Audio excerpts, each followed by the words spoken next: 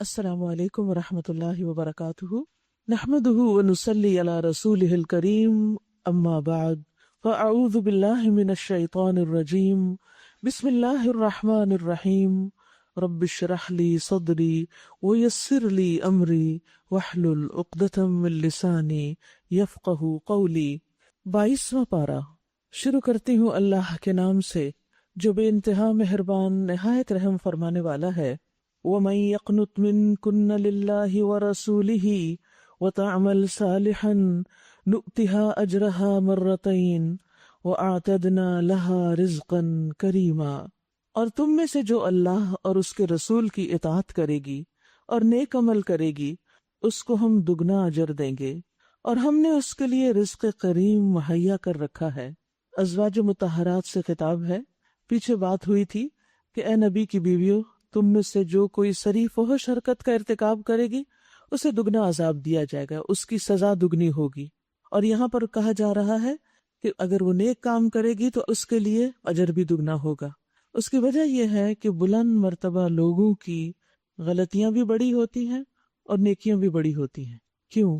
اس لیے کہ وہ دوسروں کے لیے رول ماڈل ہوتے ہیں، لوگ ان کی پیروی کرتے ہیں۔ اس طرح اگر وہ کوئی غلط کام کرے تو وہ بھی ملٹی پلائی ہو جاتا ہے۔ جیسے کہا جاتا نا، ذلت العالم ذلت العالم، ایک عالم جب پھسلتا ہے تو پوری دنیا پھسل جاتی ہے، سب اس کے پیچھے پھسل جاتے ہیں۔ اسی طرح اگر وہ کوئی اچھا کام کرتا ہے اور لوگوں کے لیے کوئی اچھا ٹرینڈ سیٹ کرتا ہے تو جتنے لوگ اس کو دیکھ کر وہ اچھا کام کرتے ہیں پھر اس کے لیے اجر بھی اتنا ہی زیادہ ہو جاتا ہے، اتنا ہی ملٹی پلائی ہو جاتا ہے۔ تو یہاں پر ازواج مطہرات کو خوشخبری دی جا رہی ہے کہ اگر تم اچھا عمل کرو گی تو تمہارے لیے اجر بھی زیادہ اور رزق کریم ہے۔ یعنی دنیا میں اگر تمہارے رزق میں کچھ کمی ہے، تمہیں کچھ تکلیفیں اور مشقتیں برداشت کرنا پڑ رہی ہیں اس نیک کام کی خاطر، تو آخرت میں تمہارے لیے بہت بڑا اجر ہے، بہت بڑا صلہ ہے، بہترین رزق کی شکل میں۔ پھر فرمایا یا نساء النبی لستن کاحد من النساء ان اتقیتن، نبی کی بیویوں تم عام عورتوں کی طرح نہیں ہو اگر تم اللہ سے ڈرنے والی ہو، یعنی اگر تمہارے اندر تقوی ہے تو تمہاری فضیلت ہے باقی تمام دنیا کی عورتوں پر۔ تو یہاں پر آپ دیکھیے ان کے بڑے مقام کے لیے تقوی کو شرط قرار دیا، لیکن اس عموم سے کچھ اور خواتین جو ہیں وہ الگ ہیں، جیسے مریم بنت عمران، فرعون کی بیوی آسیہ، فاطمہ بنت رسول اللہ صلی اللہ علیہ وسلم، اور اسی طرح حضرت خدیجہ، کیونکہ حضرت خدیجہ ان خواتین سے پہلے گزر چکی تھی جن کو یہاں خطاب کیا جا رہا ہے براہ راست۔ فاطمہ رضی اللہ تعالیٰ عنہ آپ کی بیٹی ہیں، اور حضرت مریم اور حضرت آسیہ پہلے گزر چکی ہیں۔ کیونکہ جب ہم یہ الگ پڑھتے ہیں وہ الگ پڑھتے ہیں تو پھر ہمیں یوں لگتا ہے جیسے کنٹراڈکشن ہے، وہ بڑی ہیں یا یہ بڑی ہیں۔ ازواج مطہرات کا مقام تقوی کے ساتھ بہت بڑا ہے باقی تمام امت کی عورتوں پر، اور اسی طرح یہ چار خواتین جو ہیں ان کی بھی بہت بڑی فضیلت ہے۔ عام خواتین کے اندر یعنی ہم جیسی خواتین، ان کے لیے کیا خوبیاں؟ ان کے لیے بھی تقوی جو ہے وہ ان کو عزت بخشنے والا ہے، ان اکرمکم عند اللہ اتقاکم۔ لیکن اس کے ساتھ ساتھ رسول اللہ صلی اللہ علیہ وسلم نے فرمایا تمہاری بہترین عورتیں وہ ہیں جو محبت کرنے والی ہیں، یعنی اپنے شوہر سے محبت کرتی ہیں، اپنے بچوں سے محبت کرتی ہیں، زیادہ بچے پیدا کرنے والی، ہم نوائی کرنے والی، یعنی شوہر کی بات بات پہ مخالفت نہیں کرتی، ہمدردی کرنے والی کہ وہ بیمار ہے، تھکا ہوا ہے، مشکل میں ہے تو وہ اس کے لیے کیئر اینڈ لو جو ہے وہ اس کے اندر ہوتا ہے، اس میں وہ بخل نہیں کرتی، بشرطے کہ وہ اللہ سے ڈرنے والی ہوں۔ تو عام عورتوں کے لیے بھی کیا ہے؟ عزت تقین اللہ، کہ جب وہ اللہ کا تقوی اختیار کریں۔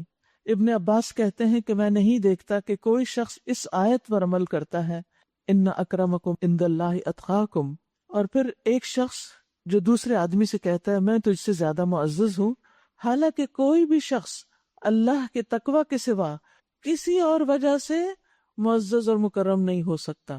دنیا میں کسی کے بڑے مرتبے، رتبے، کسی خاص مقام کی وجہ سے لوگ اس کی عزت کرتے ہیں، ٹھیک ہے وہ عزت لوگوں کی نگاہ میں ہے اس کی وقتی کسی خوبی کی وجہ سے، لیکن اللہ کے ہاں اس کی عزت صرف اسی وقت ہے جب اس مقام کے ساتھ ساتھ اس کے اندر تقوی ہوگا۔ اگر تقوی نہیں تو یہ دنیاوی عزتیں دنیا میں ہی رہ جائیں گی، آگے نہیں جائیں گی۔ اللہ کے ہاں عزت تقوی کے ساتھ ہے۔ تقوی کیا ہے؟ انسان اللہ سے ڈرتے ہوئے اپنی زبان کو بھی روکے، اپنے ایکشنز کو، حتیٰ کہ چہرے کے تاثرات کو بھی۔ دیکھیے بعض اوقات ہم منہ سے کچھ نہیں کہتے لیکن منہ بنا لیتے ہیں، ناک منہ چڑھا لیتے ہیں۔ لقمان نے کیا نصیحت کی تھی اپنے بیٹے کو؟ لا تسعر خدک للناس، لوگوں سے منہ پھیر کے بات نہ کرو، یہ سخت درجے کی بد اخلاقی۔ یہ اونٹ کو ایک بیماری ہو جاتی ہے جس کی وجہ سے وہ سیدھا نہیں دیکھ سکتا، وہ ایسے گردن اکڑا کے دوسری طرف ہی منہ رکھتا ہے۔ اس سے تشبیہ دی گئی، یعنی تم اس جانور کی طرح ہو کہ جس کی بیماری کی وجہ سے گردن اکڑی ہوئی اور وہ اپنا منہ سیدھا نہیں رکھ سکتا۔ تو ایسا انسان جو سیدھے منہ بات نہ کرتا ہو اور چہرے پر بھی اس کے عجیب و غریب تاثرات ہوں، تو اخلاق کے درجے سے گرا ہوا ہے۔ تو یہ تقوی ہی ہے جو انسان کو ناخوشگوار صورتحال میں ایک مہذب اور بہترین طرز عمل اختیار کرنے پر ابھارتا ہے۔ تو اس لیے اگر ہم چاہتے ہیں کہ اللہ کے ہاں مقام ہو تو ہر وقت اپنے دل کا جائزہ لیتے رہیں، اپنی نیتوں کا جائزہ، اور یہ کہ ہم اگر کوئی چیز چھوڑ رہے ہیں تو کیوں چھوڑ رہے ہیں۔ تقوی کچھ چیزوں سے پرہیز کرنے کا نام ہے نا، بدتمیزی سے پرہیز، بد اخلاقی سے پرہیز، برے گمان سے پرہیز، کیونکہ گمان تو ہمارے دل میں ہی ہوتا ہے، وہ تو صرف اللہ کو پتا ہے، اور اسی لیے تو تقوی کو معیار قرار دیا گیا، کیونکہ کوئی اور باہر سے آ کے ہمارے اندر کی جو گندگی ہے اس کو نکال نہیں سکتا، یہ تقوی کے ذریعے ہی صفائی ہوگی۔ تو اس لیے وہی شخص اللہ کے ہاں عزت والا ہے کہ جس کا باطن اور جس کا ظاہر اور جس کا اخلاق اور جس کے تاثرات اور جس کی گفتگو اور جس کا رویہ اور جس کے معاملات اور جس کی عبادات، سب کے اندر ایک حسن ہے، خوبصورتی ہے، وہ محسن ہے، احسان کے درجے پر ہر کام کرتا ہے۔ تو ازواج مطہرات کے لیے بھی بڑا ہونے کے لیے شرط لگا دی گئی، ان اتقیتن، اگر تم نے تقوی اختیار کیا۔ اور پھر اس کے فوراً بعد انہیں ایک خاص انسٹرکشن دی گئی، فلا تخضعن بالقول، تو تم دبی زبان سے بات نہ کیا کرو۔ یعنی تمہارا مقام بہت بڑا ہے، جب امت کے عام افراد سے، غیر مردوں سے تم بات کرو تو دبی زبان میں بات نہ کرنا۔ کیوں؟ فَيَطْمَعَ الَّذِي فِي قَلْبِهِ مَرَضٌ، کہ دل کی خرابی کا مبتلا کوئی شخص لالچ میں پڑ جائے، یعنی تم سے غلط توقعات وابستہ کر لے۔ وَقُلْنَ قَوْلًا مَعْرُوفًا، بلکہ صاف سیدھی، قاعدے کی، نیکی کی، کام کی، معروف بات کرو۔ تو اس سے یہ پتہ چلتا ہے کہ کچھ لوگوں کے دل بیمار ہوتے ہیں، اس لیے خواتین کو اپنے رویے درست رکھنے چاہیے۔ یعنی بعض اوقات ہماری نیت صاف ہوتی ہے، دل صاف ہوتا ہے، اور ہم صاف دل، صاف نیت کے ساتھ دوسرے سے بڑا اچھا معاملہ کر رہے ہوتے ہیں، لیکن دوسرا شخص غلط فہمی میں پڑ جاتا ہے کہ شاید یہ عورت میری طرف مائل ہے۔ تو جو بیمار دل ہوتا ہے نا، وہ کچھ برداشت نہیں کر سکتا، جو تندرست دل برداشت کر لیتا ہے، اور بیمار دل کسی چیز پہ صبر نہیں کر سکتا جس طرح ایک مضبوط تندرست دل صبر کر سکتا ہے۔ تو اس لیے چھوٹی سی چیز بھی، تمہاری چھوٹی سی کوتاہی اس معاملے میں دوسرے کو ایک غلط چیز کی طرف دعوت دے سکتی ہے، اور پھر وہ فوراً آگے بڑھے گا۔ تو ازواج مطہرات کا ایک مقام ہے، ان کے لیے ایک باؤنڈریز ہیں، اور پھر اسی لیے حضرت علی بن ابی طالب کہتے ہیں کہ آپ صلی اللہ علیہ وسلم نے خامدوں کی اجازت کے بغیر عورتوں سے گفتگو کرنے سے منع کیا، کہ اگر ہسبینڈ اجازت نہیں دیتا کسی مرد سے بات کرنے کی، یا کسی رشتہ دار کی طرف جانے کی، یا کسی غیر مرد کو گھر میں آنے کی، تو پھر بات نہیں کرنی چاہیے اس سے۔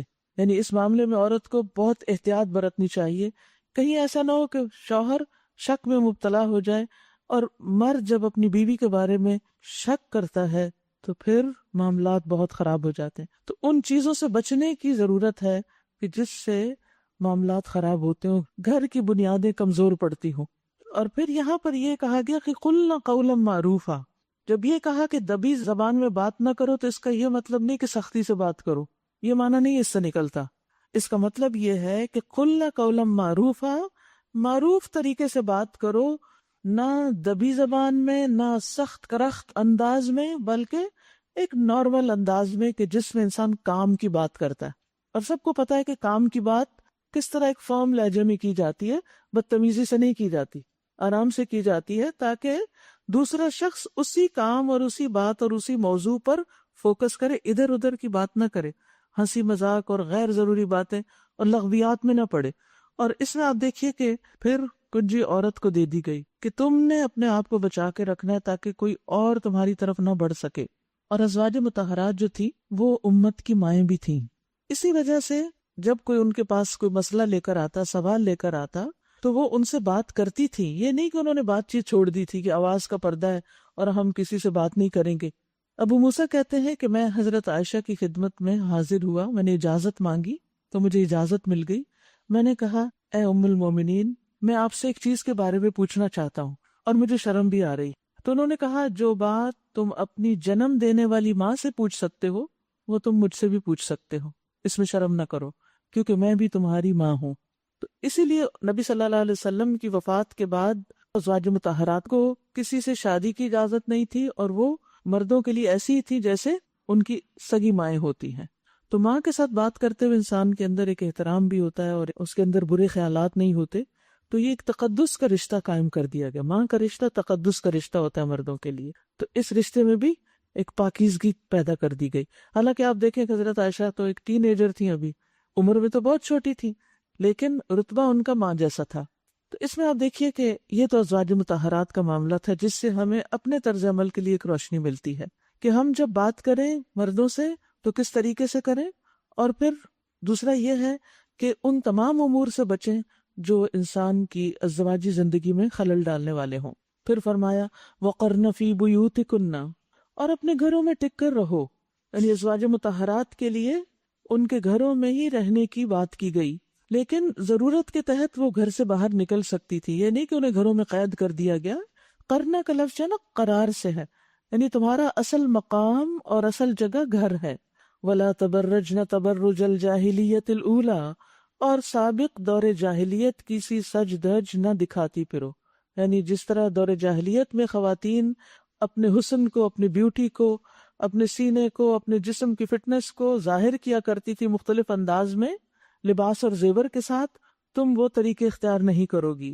وَأَقِمْنَ الصَّلَاةَ، اب آپ دیکھیے نماز کا حکم دیا جا رہا ہے اور وہ بعد میں آ رہا ہے. پہلے اخلاقی تعلیمات دی جا رہی ہیں، کیونکہ نماز قائم ہو نہیں سکتی جب تک کہ عورت ان ابتدائی چیزوں پر صحیح طرح عمل نہیں کرتی. وَآتِينَ الزَّكَاةَ، اور زکوٰۃ ادا کرنا. وَأَطِعْنَ اللَّهَ وَرَسُولَهُ، اور اللہ اور اس کے رسول کی اطاعت کرو. إِنَّمَا يُرِيدُ اللَّهُ لِيُذْهِبَ عَنْكُمُ الرِّجْسَ أَهْلَ الْبَيْتِ وَيُطَهِّرَكُمْ تَطْهِيرًا، اللہ تو یہ چاہتا ہے کہ تم اہل بیت نبی سے گندگی کو دور کر دے اور تمہیں پوری طرح پاک کر دے. اور یہاں آپ دیکھیے کہ ازواج مطہرات بھی اہل بیت میں شامل ہیں کیونکہ انہی کے کانٹیکس میں بات ہو رہی ہے. یاد رکھو اللہ کی آیات اور حکمت کی ان باتوں کو جو تمہارے گھروں میں پڑھی جاتی ہیں، سنائی جاتی ہیں، ان کا ذکر کرتی رہو. وذکرنا کا ایک معنی ہوتا ہے یاد کرو، یعنی تم بھی پڑھو، اور وذکرنا کا مطلب ہے ذکر کرو، دوسروں سے ذکر کرو. کس چیز کا ذکر؟ اللہ کی آیات کا اور حکمت کی باتوں کا. اب آپ دیکھیے کہ ازواج مطہرات کو جہاں دیگر تعلیمات دی گئی وہاں یہ بھی تعلیم دی گئی کہ تمہارا شغل اب گھر میں جو رہیں تو پھر کیا کرنا ہے، فارغ تو نہیں، صرف گھر کے کام کاج نہیں، بلکہ علم سے وابستگی، علم کے ساتھ تعلق، اور اس میں بھی افضل ترین علم یعنی قرآن کی تلاوت، قرآن کی تعلیم دینا، اور حکمت سے مراد نبی صلی اللہ علیہ وسلم کی احادیث اور جو کچھ آپ نے ان سے سیکھا ان باتوں کو آگے بیان کرو. ان اللہ کان لطیفا خبیرا، بے شک اللہ لطیف اور باخبر ہے، باریک بین ہے یا لطف فرمانے والا ہے. ان المسلمین والمسلمات والمؤمنین والمؤمنات والقانتین والقانتات والصادقین والصادقات والصابرین والصابرات والخاشعین والخاشعات والمتصدقین والمتصدقات والصائمین والصائمات والحافظین فروجہم والحافظات والذاکرین اللہ کثیرا والذاکرات اعد اللہ لہم مغفرتا واجرا عظیما. مغفرت اور اجر عظیم کن کے لیے؟ جن کے اندر یہ صفات ہوں. بے شک مسلمان مرد اور مسلمان عورتیں، یعنی اپنے آپ کو اللہ کے سپرد کرنے والے، دائرہ اسلام میں داخل ہونے والے. والمؤمنین والمؤمنات، اور مومن مرد اور مومن عورتیں، یعنی صرف ظاہری اطاعت ہی نہیں، دل کے ساتھ، کیونکہ ایمان دل میں ہوتا ہے. والقانتین والقانتات، اور اطاعت گزار مرد اور اطاعت گزار عورتیں. اور قنوت کا معنی ہوتا ہے دوام اطاعت، یعنی ہمیشہ اطاعت پر ہی رہنا، اللہ کی نافرمانی نہ کرنا. والصادقین والصادقات، اور سچ بولنے والے یا سچے مرد اور سچی عورتیں. یہ ایک خاص خوبی ہے اللہ کے پسندیدہ بندوں کی. والصابرین والصابرات، اور صبر کرنے والے مرد اور صبر کرنے والی عورتیں، صبر کے بغیر تو کامیابی ہی نہیں. والخاشعین والخاشعات، اور خشوع اختیار کرنے والے مرد اور عورتیں، یعنی نماز میں ہو یا عام زندگی میں اللہ کے آگے جھکنے والے، بندوں کے ساتھ عاجزی کا معاملہ کرنے والے. والمتصدقین والمتصدقات، اور صدقہ دینے والے مرد اور صدقہ دینے والی عورتیں، یعنی اللہ کی راہ میں خرچ کرنے والے، چاہے فرض صدقات ہوں یا نفلی صدقات ہوں. والصائمین والصائمات، اور روزہ دار مرد اور عورتیں. والحافظین فروجہم والحافظات، اور اپنی شرمگاہوں کی حفاظت کرنے والے مرد اور عورتیں. والذاکرین اللہ کثیرا والذاکرات، اور اللہ کو کثرت سے یاد کرنے والے مرد اور عورتیں. یاد رکھیے یہ صفات صرف مردوں کے لیے نہیں، عورتوں کا ذکر کر کے ان کی وضاحت کر دی گئی. تو یہ ساری لسٹ ہمارے سامنے ہونی چاہیے، اور اس کے مطابق ہم اپنے آپ کو چیک کرتے رہیں کہ یہ سب کچھ ہمارے اندر ہے یا نہیں. اور آپ دیکھیے کہ ساری صفات کے بعد جو آخری بات کی گئی وہ ہے کثرت سے اللہ کا ذکر. ابن عباس کہتے ہیں کہ اس سے مراد وہ لوگ ہیں جو نمازوں کے بعد صبح اور شام بستر پر اپنی نیند سے جاگتے ہوئے اللہ کا ذکر کرتے ہیں. یعنی نماز کے بعد ہمارا حال کیا ہوتا ہے کہ نماز کے بعد جلدی اٹھنے کی ہوتی ہے کہ بہت سے کام ہمیں یاد ہوتے ہیں. میں سوچتی ہوں اگر سارے لوگ اس چیز کا اہتمام کریں تو جلدی کس بات کی؟ لوگوں ہی کے کاموں کی جلدی ہوتی ہے نا ہمیں. اور ہر کوئی اگر نماز پڑھ رہا ہے، ڈھنگ کی نماز پڑھ رہا ہے، تو جلدی تو نہیں ہوگی پھر. تو سب سے اہم چیز کیا ہے؟ نماز کے اندر ذکر، اور پھر نماز کے بعد کا ذکر. کثرت سے ذکر کرنے والے نماز کے بعد تسبیحات کا اہتمام کرتے ہیں. اور یاد رکھیے کہ یہ ایک کارڈ ہے جنت کا راستہ. اس میں یہ حدیث موجود ہے جو بہت ہی خوبصورت حدیث ہے کہ ابو ہریرہ کہتے ہیں کہ رسول اللہ صلی اللہ علیہ وسلم نے فرمایا، کیا میں تمہیں ایسی بات نہ بتاؤں کہ جس پر عمل کر کے تم ان لوگوں کے مرتبے کو پہنچ جاؤ گے جو تم سے آگے نکل گئے، تم بھی آگے نکل جاؤ گے، اور تمہارے بعد آنے والا تم تک نہیں پہنچ سکے گا، اور تم جن لوگوں میں ہو ان سے بہتر ہو جاؤ گے. یعنی باقی سارے کام ایک جیسے ہو رہے ہیں، لیکن اگر یہ کام تم نے کیا پابندی سے تو تم ان سے بہتر ہو جاؤ گے، سوائے اس شخص کے جو اسی جیسا عمل کرے. اور وہ کیا ہے؟ تم ہر نماز کے بعد 33 بار سبحان اللہ، 33 بار الحمدللہ، 33 بار اللہ اکبر کہو، اور یہ کہہ کر 100 پورا کر لو، لا الہ الا اللہ وحدہ لا شریک لہ لہ الملک و لہ الحمد وہو علی کل شیء قدیر. تو اس سے کیا ہے کہ انسان نیکیوں میں بہت آگے بڑھ سکتا ہے. تو پھر ذاکرین اللہ کثیرہ میں اس کا شمار ہو جائے گا. پھر اسی طرح صبح شام کی دعائیں ہیں، سوتے وقت، جاگتے وقت، کھانا کھاتے وقت. پھر وہ کہتے ہیں اور جب بھی وہ صبح یا شام اپنے گھر سے نکلتے ہیں تو بھی وہ اللہ کا ذکر کرتے ہوئے نکلتے ہیں. تو یہ لوگ ذاکرین میں شمار ہیں. نبی صلی اللہ علیہ وسلم نے فرمایا مفردون سبقت لے گئے. صحابہ نے پوچھا اللہ کے رسول مفردون کون ہیں؟ آپ نے فرمایا کثرت سے اللہ کا ذکر کرنے والے مرد اور ذکر کرنے والی عورتیں. ایک روایت میں ہے کہ جو اللہ کا ذکر کرنے میں مشغول ہے. اس کارڈ کے اندر بھی 10 ایسے ذکر بتائے گئے ہیں کہ جو انسان کو بہت آگے لے جانے والے ہیں، کیونکہ اللہ کے نزدیک ہر چیز سے بہتر عمل اللہ کا ذکر ہے، اللہ کی یاد ہے. نبی صلی اللہ علیہ وسلم نے فرمایا کیا میں تمہیں سب سے بہتر اور تمہارے بادشاہ کے نزدیک سب سے پاکیزہ اور سب سے بلند درجے کے عمل کی خبر نہ دوں؟ یعنی جو سب سے اعلیٰ درجے کا عمل ہے، وہ عمل جو تمہارے لیے سونا چاندی خرچ کرنے سے بھی بہتر ہے، وہ عمل تمہارے لیے اس سے بھی بہتر ہے کہ تم میدان جنگ میں اپنے دشمن سے ٹکراؤ، وہ تمہاری گردن کاٹے اور تم ان کی کاٹو. لوگوں نے کہا جی ضرور بتائیے. تو آپ نے فرمایا وہ اللہ کا ذکر ہے. یعنی بڑے بڑے صدقہ خیرات اور بڑے بڑے نیکی کے کام کرنے سے بھی اعلیٰ اور افضل ہے کہ انسان کثرت سے اللہ کا ذکر کرتا رہے. رسول اللہ صلی اللہ علیہ وسلم نے فرمایا جب کوئی جماعت اکٹھے ہو کر اللہ کا ذکر کرتی ہے، یعنی جیسے ہم لوگ یہاں اکٹھے مل کر بیٹھے ہوئے ہیں، اور اس سے اس کا مقصد غرض نیت صرف اللہ کا چہرہ ہوتا ہے، اللہ کی خوشنودی کی خاطر وہ بیٹھتے ہیں، تو آسمان سے ایک پکارنے والا پکارتا ہے کہ تم اس حال میں کھڑے ہوئے ہو کہ تمہارے گناہ معاف ہو چکے ہیں. یعنی ایسی مجلس سے جب انسان اٹھتا ہے جس میں اور کوئی لغو بات نہیں، کچھ نہیں سوائے اللہ کے ذکر کے، تو وہ خوشخبری سناتا ہے کہ تمہارے گناہ معاف ہو گئے اور تمہارے گناہ نیکیوں میں بدل دیے گئے. سبحان اللہ. یہ مسند احمد کی روایت ہے. تمہارے گناہ نیکیوں میں بدل دیے گئے. یعنی جو کمی بیشی ہو گئی وہ ایسی مجلسوں میں آ کر جس میں انسان خالصتاً اللہ کے لیے جاتا اور اللہ ہی کا ذکر کرتا ہے اور کوئی ادھر ادھر دنیا کی باتیں نہیں اور نہ کوئی اور مقصد، تو اتنا بڑا مقام پاتا ہے، اتنا بڑا فائدہ حاصل کرتا ہے۔ اور جس مجلس میں انسان جمع ہو، کٹھا ہو کسی پارٹی میں کسی جگہ، اور وہاں وہ اللہ کا ذکر نہ کرے، تو پھر وہی مجلس اس کے لیے حسرت کا باعث ہوگی قیامت کے دن۔ بالکل ٹوٹلی اپوزٹ چیز۔ نبی صلی اللہ علیہ وسلم نے فرمایا جو لوگ کسی مجلس میں اکٹھے ہوں لیکن اس میں اللہ کا ذکر نہ کریں، نہ نبی صلی اللہ علیہ وسلم پر درود بھیجیں، تو وہ ان کے لیے قیامت کے دن حسرت کا باعث ہوگی، اگرچہ وہ اپنے دیگر اعمال کی وجہ سے جنت میں داخل ہو بھی جائیں، تب بھی ان کو بہت حسرت ہوگی، کاش ہم اس مجلس میں بھی اللہ کو یاد کر لیتے، کیونکہ وہ جب اللہ کو یاد کریں گے نا تو اس کی وجہ سے ان کو جو بشارتیں ملیں گی وہ اس کے بغیر نہیں ہو سکتی۔ اس لیے آپ اصول بنا لیجئے، جیسے گھروں میں آپ اکٹھے ہوتے ہیں کسی پارٹی پہ، شادی پہ، کسی فوتگی پہ، کسی بھی موقع پر، تو صرف اکٹھے ہو کر ادھر ادھر کی باتیں کر کے نہ چلے جائیں، بلکہ مل بیٹھ کر اکٹھے ہو کر کچھ نہ کچھ اللہ کا ذکر بھی کریں۔ اور جیسے کہ پیچھے ہم پڑھتے رہے ہیں کہ قرآن مجید کا پڑھنا، قرآن مجید کا سیکھنا سکھانا یہ بہترین ذکر ہے۔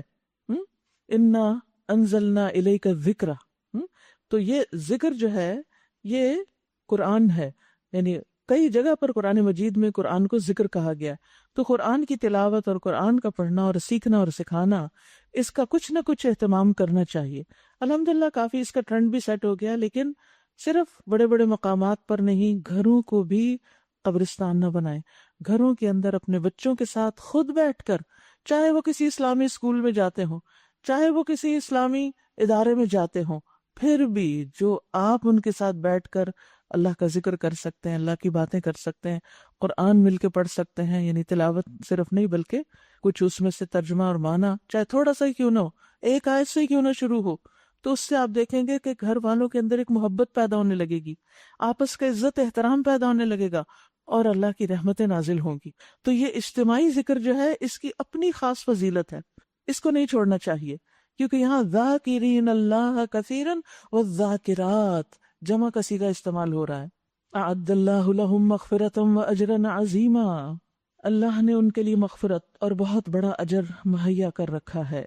وما کان لمؤمن ولا مؤمنۃ، کسی مومن مرد اور کسی مومن عورت کو یہ حق نہیں کہ جب اللہ اور اس کا رسول کسی معاملے کا فیصلہ کر دے تو پھر اسے اپنے اس معاملے میں خود فیصلہ کرنے کا اختیار رہے، اور جو کوئی اللہ اور اس کے رسول کی نافرمانی کرے تو وہ صریح گمراہی میں پڑ گیا۔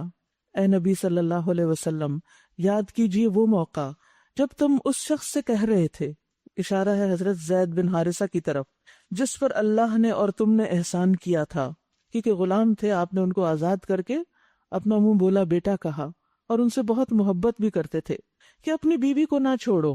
آپ نے ان کی شادی اپنے قریبی رشتہ دار حضرت زینب سے کر دی تھی، دونوں ہی بہت نیک انسان تھے لیکن آپس میں نہیں بن پا رہی تھی، تو اب آپ کو ایک طرح سے اشارہ ہو چکا تھا کہ اگر وہ طلاق دیں گے تو پھر آپ کو ان سے نکاح کرنا ہوگا، تو آپ کہہ رہے تھے کہ تم اس کو چھوڑو ہی نہیں۔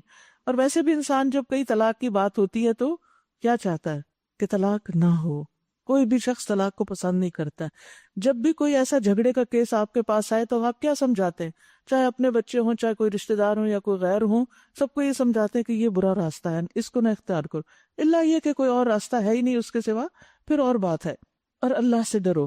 اس وقت تم اپنے دل میں وہ بات چھپائے ہوئے تھے جسے اللہ کھولنا چاہتا تھا، تم لوگوں سے ڈر رہے تھے، حالانکہ اللہ اس کا زیادہ حقدار ہے کہ تم اس سے ڈرو، کیونکہ عرب معاشرے کے اندر منہ بولے بیٹے کی بیوی سے، یعنی چاہے وہ بیوہ ہو یا طلاق یافتہ، اس سے شادی حرام تھی جیسے سگے بیٹے کی بیوی سے ہوتی ہے۔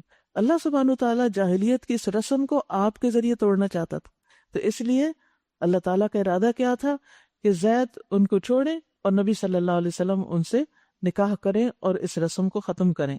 اور نبی صلی اللہ علیہ وسلم کو یہ ڈر تھا کہ یہ نکاح اگر ہوا تو بہت باتیں ہوں گی، تو اس پر اللہ تعالیٰ نے فرمایا تم لوگوں سے ڈر رہے تھے، حالانکہ اللہ اس کا زیادہ حقدار ہے کہ تم اس سے ڈرو۔ اس آیت کے بارے میں آتا ہے کہ رسول اللہ صلی اللہ علیہ وسلم نے اللہ کے پیغام کو پہنچانے میں کوئی کمی نہیں کی، اگر کچھ چھپانا ہوتا تو ان آیات کو چھپا دیتے، کیونکہ اس میں آپ کے بارے میں بات کی جا رہی کہ آپ اپنے دل میں ایک بات چھپا رہے ہیں اور اللہ اس کو ظاہر کرے گا۔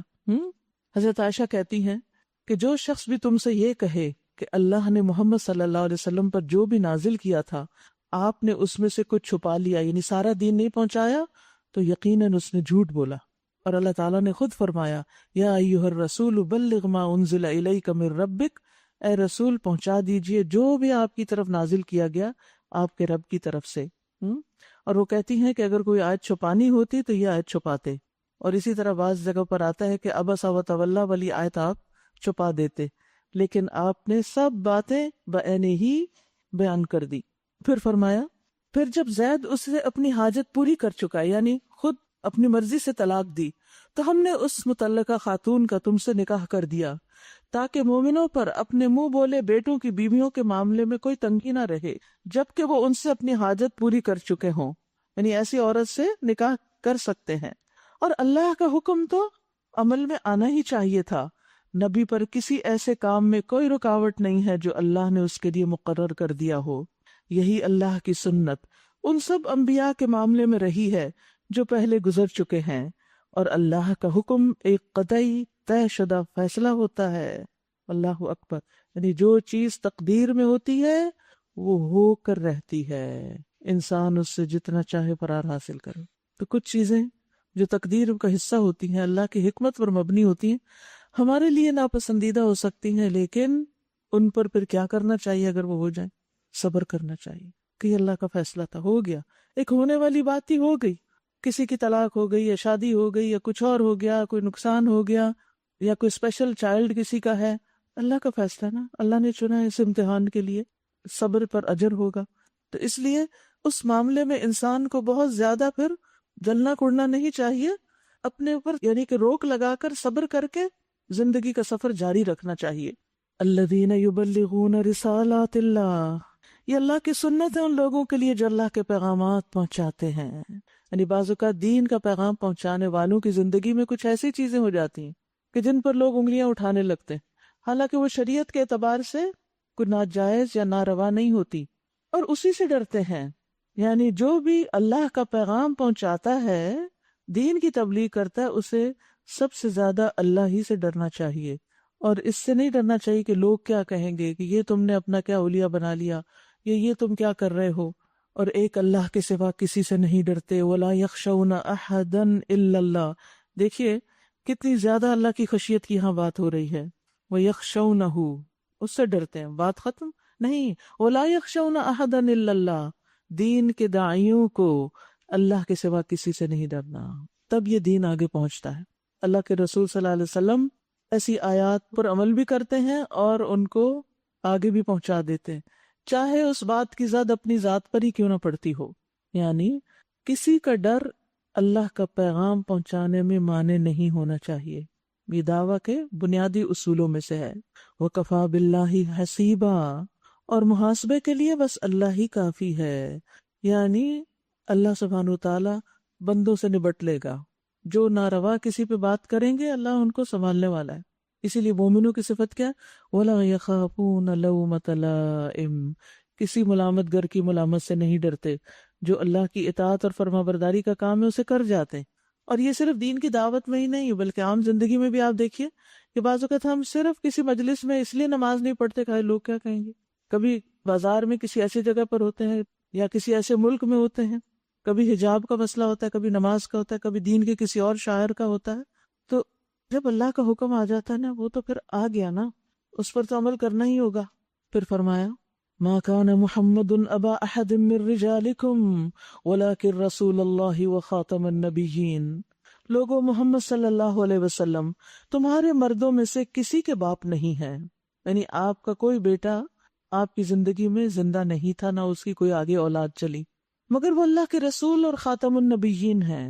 آپ پر نبوت ختم ہو گئی، رسالت ختم ہو گئی، کیونکہ دین مکمل ہو گیا تھا۔ رسول خاص طور پر آتے ہیں کس کام کے لیے؟ جب پچھلے نبی کی تعلیمات ختم ہو جائیں یا ان میں ڈسٹارشن ہو جائے، تو رسول اللہ صلی اللہ علیہ وسلم آخری نبی ہیں، کیونکہ آپ نے سارے پیغامات پہنچا دیے، کچھ بھی نہیں چھپایا، اور آپ کی یہ کتاب قیامت تک کے لیے آخری کتاب، اس کے بعد نہ کوئی کتاب آئے گی نہ کوئی نبی آئے گا، بس اب اس کے بعد امت میں علماء آئیں گے، اور علماء کیا ہوتے ہیں؟ انبیاء کے وارث ہوتے ہیں۔ اس لیے نبوت کا دعویٰ کوئی بھی کرے تو وہ غلط ہے۔ وَكَانَ اللَّهُ بِكُلِّ شَيْءٍ عَلِيمًا، اور اللہ ہر چیز کا علم رکھنے والا ہے۔ پھر فرمایا یا ایھا الذین آمنوا اذکروا اللہ ذکرا کثیرا، اے لوگو جو ایمان لائے ہو اللہ کو کثرت سے یاد کرو۔ آج ذکر کی بہت تلقین ہے، کثرت سے ذکر کرو۔ وَسَبِّحُوهُ بُكْرَةً وَأَصِيلًا، اور صبح و شام اس کی تسبیح کرتے رہو۔ تسبیح یاد رکھیے کہ یہاں اللہ نے دو چیزوں کا حکم دیا ہے کہ کثرت سے ذکر کرے اور تسبیح کرے، اور پھر اس کی کوئی کثرت کی حد نہیں مقرر کی، ٹھیک ہے نا۔ اور حقیقت یہ ہے کہ یہ کام مشکل بھی نہیں ہے، آسان ہے، زبان ہی تو ہلانی ہے، تھوڑی دل ہی کی توجہ چاہیے۔ ابن عباس کہتے ہیں کوئی آدمی اللہ کا ذکر چھوڑنے میں معذور نہیں سمجھا جائے گا، اس کا کوئی عذر نہیں ہے کہ وہ ذکر نہ کرے، مگر وہی جس کی عقل مغلوب ہو، جس کی عقل کام نہ کرے، یعنی جس کی عقل کام نہیں کرتی وہ ہی اتنے اچھے کام سے رکے گا، ورنہ ہر شخص اس بات کا حریص ہوگا کہ وہ اللہ کو کثرت سے یاد کر کے اپنے درجات میں اضافہ کرے۔ ابو ہریرہ کہتے ہیں رسول اللہ صلی اللہ علیہ وسلم نے فرمایا سبحان اللہ والحمد للہ ولا الہ الا اللہ واللہ اکبر، یہ کہنا میرے نزدیک ہر اس چیز سے محبوب ہے جس پر سورج طلوع ہوتا ہے۔ کسی بھی چیز کو دیکھ کے آپ کے دل کے اندر یہ چیز آئے کہ یہ تو بہت زبردست ہے، بہت اچھی، فوراً اللہ کا ذکر کریں، اللہ کی تسبیح کریں، کیونکہ یہ اس سے بھی اچھی چیز ہے جو آپ کر رہے ہیں۔ اور پھر صبح و شام تسبیح کرنا خصوصاً افضل ہے۔ رسول اللہ صلی اللہ علیہ وسلم نے فرمایا جو آدمی صبح و شام 100 مرتبہ سبحان اللہ و بحمدہ پڑھتا ہے، قیامت کے دن کوئی شخص اس سے زیادہ افضل عمل نہیں لا سکتا سوائے اس کے جس نے اس کے برابر یہ اس سے زیادہ پڑھا۔ یہ حدیث بھی اس کارڈ کے اندر موجود ہے۔ پھر اسی طرح کلمتانی خفیفتان علی اللسان ثقیلتان فی المیزان حبیبتان الی الرحمن سبحان اللہ و بحمدہ سبحان اللہ العظیم، دو کلمات جو زبان پہ ہلکے میزان میں بھاری رحمان کو محبوب ہے، یعنی ان کا کثرت کے ساتھ ورد کرتے رہنا چاہیے۔ سبحان اللہ و بحمدہ سبحان اللہ العظیم، هو الذی یصلی علیکم وملائکتہ لیخرجکم من الظلمات الی النور، وہی ہے جو تم پر رحمت فرماتا ہے اور اس کے ملائکہ تمہارے لیے دعائیں رحمت کرتے ہیں۔ اللہ کی رحمت اور فرشتوں کی دعائیں آتی ہیں تاکہ وہ تمہیں تاریکیوں سے روشنی میں نکال لائے۔ وہ مومنوں پر بہت مہربان ہے، جس روز وہ اس سے ملیں گے ان کا استقبال سلام سے ہوگا، اور ان کے لیے اللہ نے بڑا باعزت اجر فراہم کر رکھا ہے۔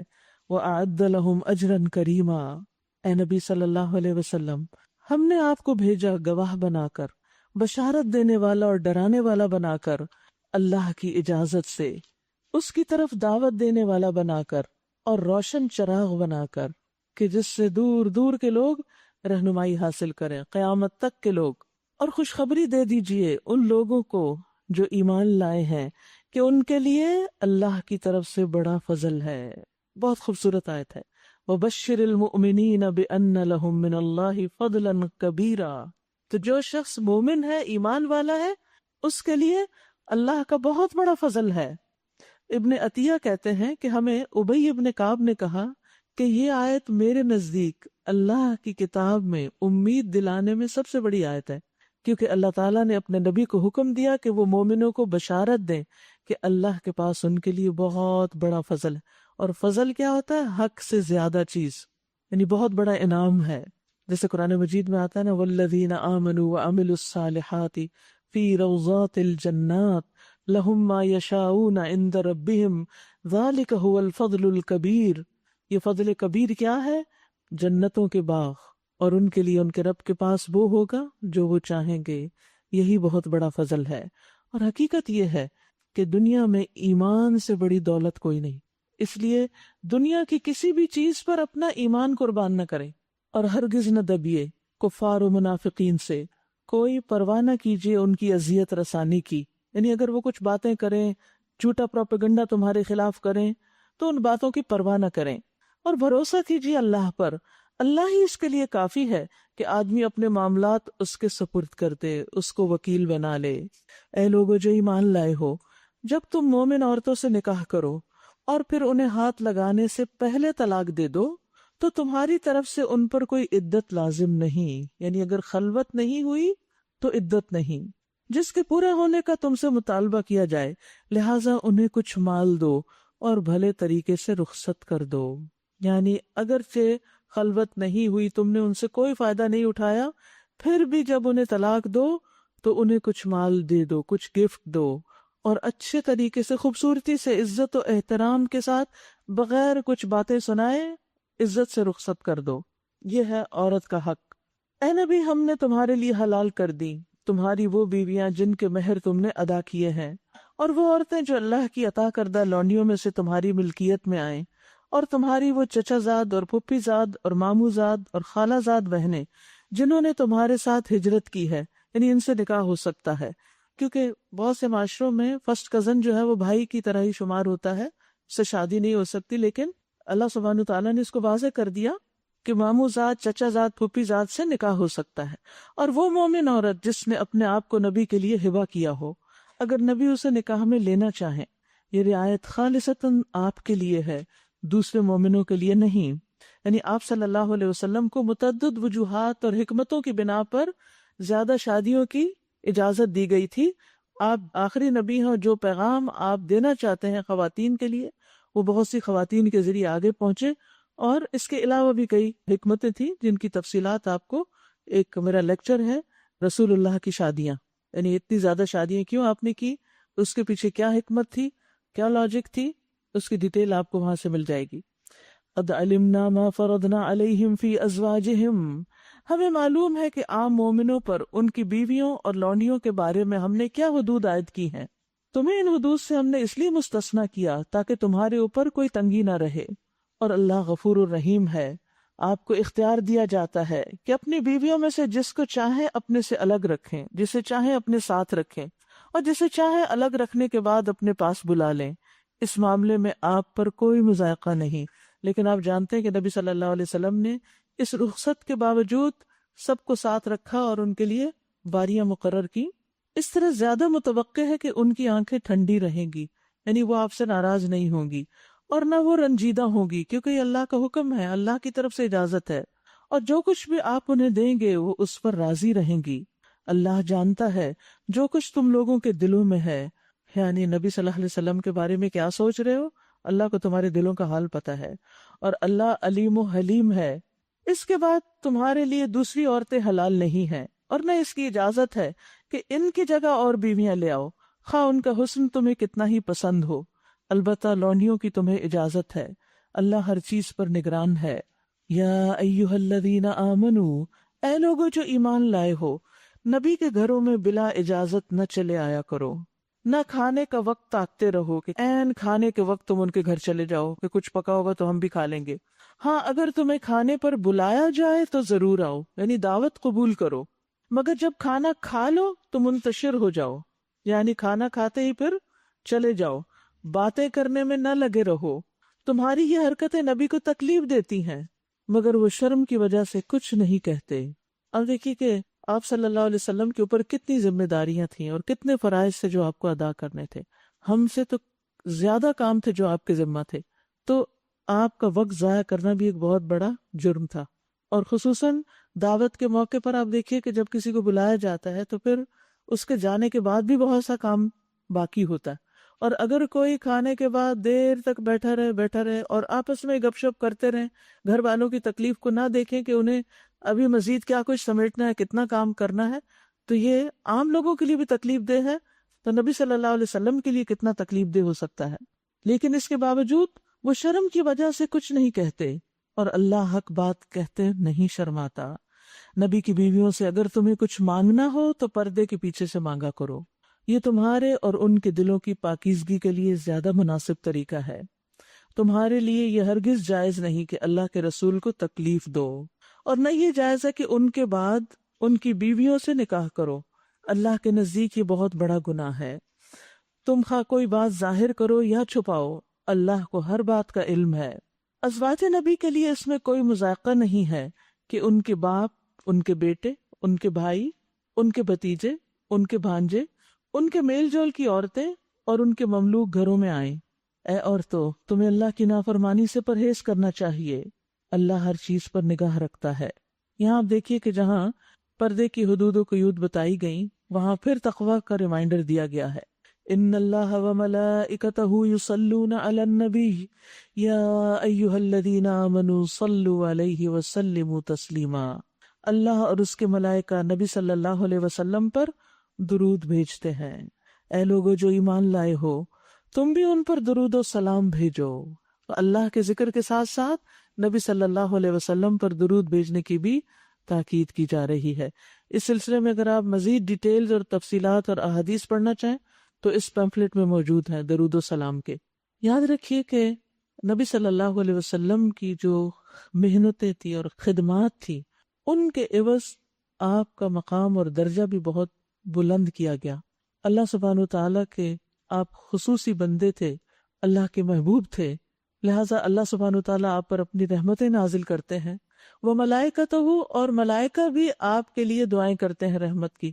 ہمیں بھی حکم دیا گیا کہ جب ملائکہ دعائیں کرتے ہیں ان کے لیے تو تم بھی کیا کرو، اور بہترین دعا کیا آپ کے لیے؟ درود و سلام۔ تو اللہ مقرب فرشتوں کے پاس نبی صلی اللہ علیہ وسلم کی تعریف بیان کرتے ہیں۔ جب کہتے ہیں نا اللہ تعالیٰ آپ پہ درود بھیجتے ہیں، کا مطلب کیا ہے؟ اللہ تعالیٰ آپ کی تعریف کہاں کرتے ہیں؟ مقرب فرشتوں کے پاس، اور فرشتے آپ کے لیے دعا کرتے ہیں، آپ پر درود بھیجتے ہیں۔ یعنی درود بھیجنے کا مطلب یہ ہے۔ اور پھر آسمان والے اگر آپ پر درود بھیجتے ہیں تو زمین والوں کو کیا کرنا چاہیے؟ وہ بھی درود بھیجیں۔ تو اس طرح آپ پر آسمان اور زمین والوں کی تعریف جمع ہو گئی، یعنی دونوں آپ کے لیے دعائیں کرتے ہیں۔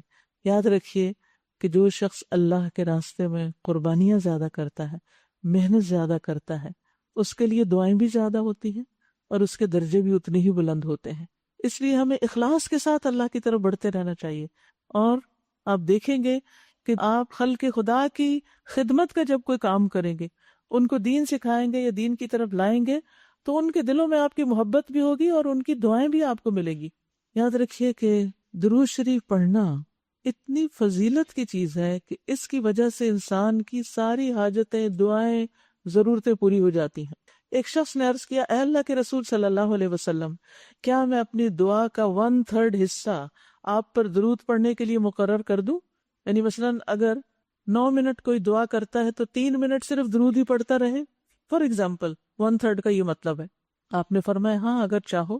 اس نے عرض کیا اگر 2/3 کر دوں، یعنی 6 منٹ درود پڑھوں اور 3 منٹ صرف اپنے لیے دعا کروں؟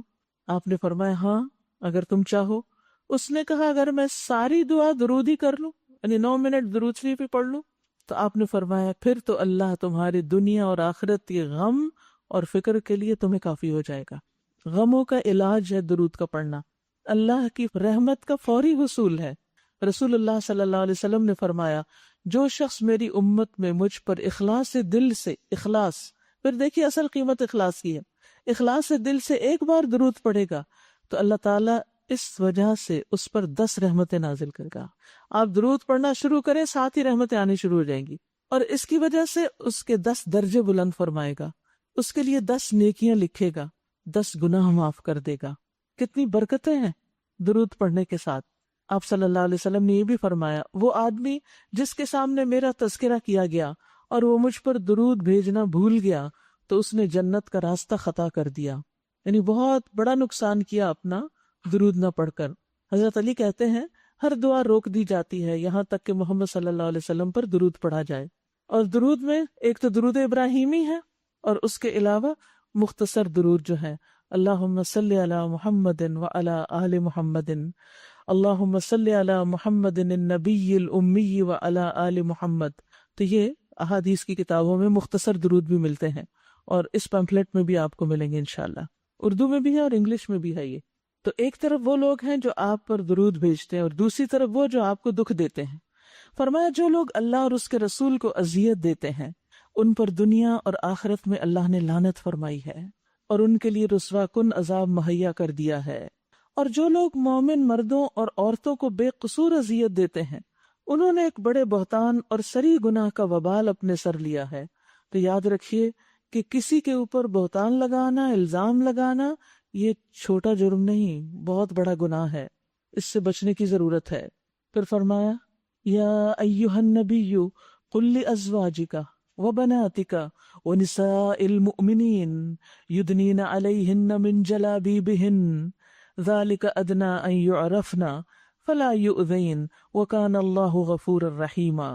اے نبی صلی اللہ علیہ وسلم، اپنی بیویوں اور بیٹیوں اور اہل ایمان کی عورتوں سے کہہ دیجئے، یعنی اپنے گھر سے شروع کیجئے، پہلے بیویاں، پھر بیٹیاں، اور پھر باقی ساری مومن عورتیں جو اس دور کی ہیں یا آج کی، ان سے کہہ دیجئے کیا کہ اپنے اوپر اپنی چادروں کے پلو لٹکا لیا کریں، یدنین علیہن من جلابیبہن، یعنی جلباب کا کچھ حصہ اپنے اوپر سے ڈالا کریں، یعنی صرف سر تک نہ ہو، سر سے آگے، جیسے خواتین گھونگھٹ نکالتی ہیں یا آج کل پھر نقاب لے لیتی ہیں۔ یہ زیادہ مناسب طریقہ ہے تاکہ وہ پہچان لی جائیں، یعنی مومن عورت کو غیر مومن عورت سے الگ نظر آنا چاہیے، حجاب اس کی آئیڈینٹی ہے تاکہ وہ ستائی نہ جائے، یعنی جب مرد ان کو راستے میں دیکھیں گے کہ ایک عورت حجاب کے اندر ہے، بات بھی معقول طریقے سے کرتی ہے، تو پھر وہ اس کا پیچھا نہیں کریں گے، کیونکہ انہیں کسی قسم کی برائی کی توقع نہیں، کیونکہ حجاب صرف جسم کا حجاب نہیں ہوتا بلکہ انسان کو اور کئی چیزوں میں رکاوٹ بن جاتا ہے، یعنی بہت ہنسی مذاق کرنے سے اور غلط باتیں کرنے سے، کیونکہ انسان کے لیے یہ ایک آڑ ہے، ایک رکاوٹ ہے۔ اور اسی لیے آپ دیکھیے کہ اس حجاب کی لاج بھی رکھنی چاہیے، یہ نہیں کہ آپ اپنے جسم پر تو بہت لمبا چوڑا حجاب اوڑھ لیں، لیکن پھر بازار میں جائیں اور آپ ہنسی مذاق کر رہے ہوں اور آپ ایسے کام کر رہے ہوں کہ جو ایک حجاب والی یا کسی بھی عورت کو نہیں کرنے چاہیے، تو اس سے بھی حجاب بدنام ہوتا ہے۔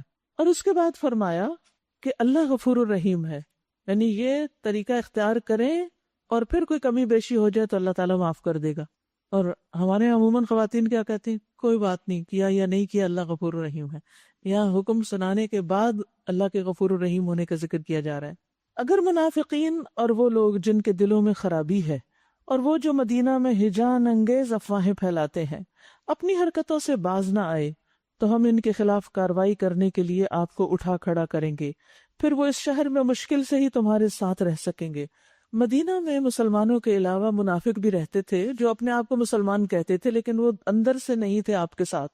ان کا طریقہ یہ تھا کہ وہ جھوٹی افواہیں پھیلا کے مسلمانوں کو پریشان کرتے، کبھی یہ کہتے کہ مسلمانوں پہ کوئی لشکر حملہ آور ہونے والا ہے، کبھی کہتے مسلمان فلاں علاقے میں مغلوب ہو گئے ہیں، ایسی بری خبریں سناتے کہ جس کی وجہ سے لوگوں کے حوصلے پست ہوتے۔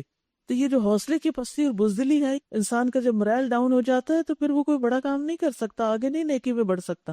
تو ان جھوٹی خبروں پر پابندی لگائی جا رہی ہے کہ اگر یہ اس سے باز نہیں آئے تو پھر ان کو یہاں سے اسی طرح نکال دیا جائے گا جیسے اور لوگ نکالے گئے جنہوں نے مدینہ کے امن میں خلل ڈالا۔ ان پر ہر طرف سے لعنت کی بوچھاڑ ہوگی، جہاں کہیں پائے جائیں گے پکڑے جائیں گے اور بری طرح مارے جائیں گے۔ یہ اللہ کی سنت ہے جو ایسے لوگوں کے معاملے میں پہلے سے چلی آ رہی ہے، اور تم اللہ کی سنت میں کوئی تبدیلی نہ پاؤ گے۔ لوگ آپ سے پوچھتے ہیں کہ قیامت کی گھڑی کب آئے گی؟ کہیے اس کا علم تو اللہ ہی کو ہے، تمہیں کیا خبر، شاید کہ وہ قریب ہی آ لگی ہو۔ بہرحال یہ یقینی امر ہے کہ اللہ نے کافروں پر لعنت کی ہے اور ان کے لیے بھڑکتی ہوئی آگ مہیا کر دی ہے جس میں وہ ہمیشہ رہیں گے، کوئی حامی و مددگار نہ پا سکیں گے۔ جس روز ان کے چہرے آگ پر الٹ پلٹ کیے جائیں گے، اس وقت وہ کہیں گے کاش ہم نے اللہ اور رسول کی اطاعت کی ہوتی، ان کی بات مان لیتے، اور کہیں گے اے ہمارے رب، ہم نے اپنے سرداروں اور اپنے بڑوں کی اطاعت کی اور انہوں نے ہمیں سیدھی راہ سے دور کر دیا، بھٹکا دیا۔ اے رب، ان کو دوہرا عذاب دے اور ان پر سخت لعنت کر۔ اے لوگو جو ایمان لائے ہو، ان لوگوں کی طرح نہ بن جاؤ جنہوں نے موسیٰ علیہ السلام کو اذیتیں دی تھی، پھر اللہ نے ان کی بنائی ہوئی باتوں سے اس کی برات فرما دی، یعنی جو الزام وہ موسیٰ علیہ السلام کو دیتے تھے اللہ نے ان کو اس سے بری ذمہ کر دیا، اور وہ اللہ کے نزدیک باعزت تھے۔ کون؟ موسیٰ علیہ السلام۔ اے ایمان لانے والو، اللہ سے ڈرو اور سیدھی بات کیا کرو، درست بات، سدیدت اسٹریٹ، یعنی ہیر پھیر کر کے نہیں، ادھر ادھر سے نہیں۔ فائدہ کیا ہوگا؟ یصلح لکم اعمالکم، تمہارے اعمال کی اصلاح کر دے گا، یعنی تمہارے لیے تمہارے اعمال اچھے کر دے گا اور تمہارے گناہوں کو بخش دے گا۔ وَمَن يُطِعِ اللَّهَ وَرَسُولَهُ فَقَدْ فَازَ فَوْزًا عَظِيمًا، اور جو شخص اللہ اور اس کے رسول کی اطاعت کرے اس نے بڑی کامیابی حاصل کی، وہ کامیاب ہو جائے گا۔ تو کامیابی کس میں ہے؟ اللہ اور اس کے رسول کی اطاعت میں، اور آخرت کی سزا کس میں ہے؟ اللہ اور رسول کی نافرمانی میں۔ انا عرضنا الامانۃ علی السماوات والارض والجبال فابین ان يحملنها واشفقن منها وحملها الانسان۔ ہم نے اس امانت کو آسمانوں اور زمین اور پہاڑوں کے سامنے پیش کیا تو وہ اسے اٹھانے کے لیے تیار نہ ہوئے اور اس سے ڈر گئے، مگر انسان نے اسے اٹھا لیا، بے شک وہ بڑا ظالم اور بڑا جاہل ہے۔ اس بارے امانت کو اٹھانے کا لازمی نتیجہ یہ ہے کہ اللہ منافق مردوں اور عورتوں اور مشرک مردوں اور عورتوں کو سزا دے اور مومن مردوں اور عورتوں کی توبہ قبول کر لے۔ اللہ درگزر فرمانے والا اور رحیم ہے۔ تو یاد رکھیے کہ اللہ سبحانہ وتعالیٰ اس امانت کے اعتبار سے لوگوں کی 3 قسمیں بتا رہے ہیں یہاں۔ ایک تو وہ ہیں جو اس امانت کو قائم کرنے والے ہیں جیسے مومن، اور دوسرے وہ جو قائم کرنے والے نہیں، جیسے یہاں ذکر کیا گیا منافقین اور مشرکین۔ منافقین ظاہری طور پر تو امانت قائم کرتے ہیں، اپنے آپ کو مسلمان کہتے ہیں، لیکن اندر ان کے خیانت کار ہوتے ہیں، جیسے لوط علیہ السلام کی بیوی تھی۔ اسی طرح مشرکین جنہوں نے ظاہری اور باطنی طور پر اس امانت کو ضائع کر دیا۔ اب تینوں کے اجر کا بھی ذکر کر دیا گیا کہ ان کے لیے سزا یا جزا کیا ہے۔ اب عذاب ہے کس کے لیے؟ جنہوں نے امانت کو ضائع کر دیا، منافقین و مشرکین کے لیے، اور اللہ کی مہربانی اور توبہ کس کے لیے ہے؟ مومن مردوں اور عورتوں کے لیے۔ تو امانت ہے کیا؟ دراصل امانت ہے اللہ تعالیٰ کے وہ احکامات، یہ باتیں جن پر عمل کرنے کے لیے ہمیں کہا۔ سورۃ سبا شروع کرتی ہوں اللہ کے نام سے جو بے انتہا مہربان نہایت رحم فرمانے والا ہے۔ الحمد للہ الذی لہ ما فی السماوات وما فی الارض ولہ الحمد فی الآخرہ وہو الحکیم الخبیر۔ حمد اس اللہ کے لیے ہے جو آسمانوں اور زمین کی ہر چیز کا مالک ہے، سب تعریف اللہ کے لیے ہے جو آسمان و زمین کی ہر چیز کا مالک ہے، اور آخرت میں بھی اسی کے لیے حمد ہے، تعریف ہے۔ یہ سورت الحمد سے شروع کی جا رہی ہے، جیسے سورت الفاتحہ ہے، الحمد سے سورت شروع ہو رہی ہے۔ تو اس سے کیا حکم نکلتا ہے کہ ہم اللہ ہی کی حمد بیان کریں۔ کیوں کریں؟ کیونکہ آسمان و زمین کا مالک وہ ہے، اور آخرت میں بھی اسی کی حمد ہوگی۔ اور یہ حمد کون کرے گا؟ جو دنیا میں کرتے ہیں، یعنی اہل ایمان، اور وہ دانا و باخبر ہے۔ آپ کو معلوم ہے کہ جب جنت میں اہل ایمان پہنچ جائیں گے تو سب کیا کہیں گے؟ الحمدللہ الذی اذہب عنا الحزن۔ اللہ کا شکر، اللہ کی تعریف جس نے ہم سے ساری مشکلیں آسان کی، ساری تکلیفیں دور کر دی، غم دور کر دیے۔ الحمدللہ الذی ہدانا لہذا، اللہ کا شکر جس نے ہماری اس راستے کی طرف رہنمائی کی۔ جو کچھ زمین میں جاتا ہے اور جو کچھ اس سے نکلتا ہے اور جو کچھ آسمان سے اترتا ہے اور جو کچھ اس میں چڑھتا ہے، ہر چیز کو وہ جانتا ہے، سب اس کے حساب میں ہے، اور وہ رحیم اور غفور بھی ہے۔ یعنی آسمان بھی اس کا اور آسمان والی چیزیں بھی اس کی اور زمین بھی اس کی اور زمین میں جو کچھ اسی کا، لہٰذا سب کچھ اس کے علم میں ہے۔ منکرین کہتے ہیں کیا بات ہے کہ ہم پر قیامت نہیں آ رہی؟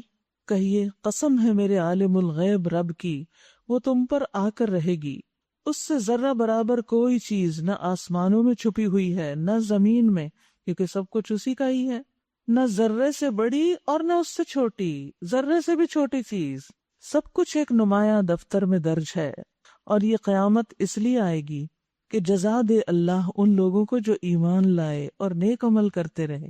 سبحان اللہ، مومن کے لیے آخرت دنیا سے بہتر ہے۔ دنیا تو کام کی جگہ ہے اور آخرت جزا کی جگہ ہے۔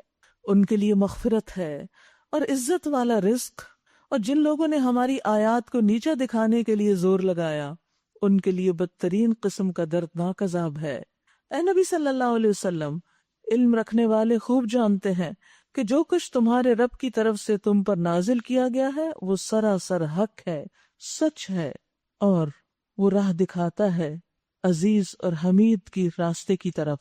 یعنی جو علم والے ہیں، چاہے وہ دین کا علم جانتے ہوں یا پھر دنیا کا علم جانتے ہوں، وہ بالآخر اس نتیجے پر پہنچتے ہیں اگر وہ حق کے ساتھ انصاف کی بات کریں کہ اصل الہ تو اللہ ہی ہے اور سب کچھ اسی کا ہے، اور ہدایت بھی وہی دیتا ہے۔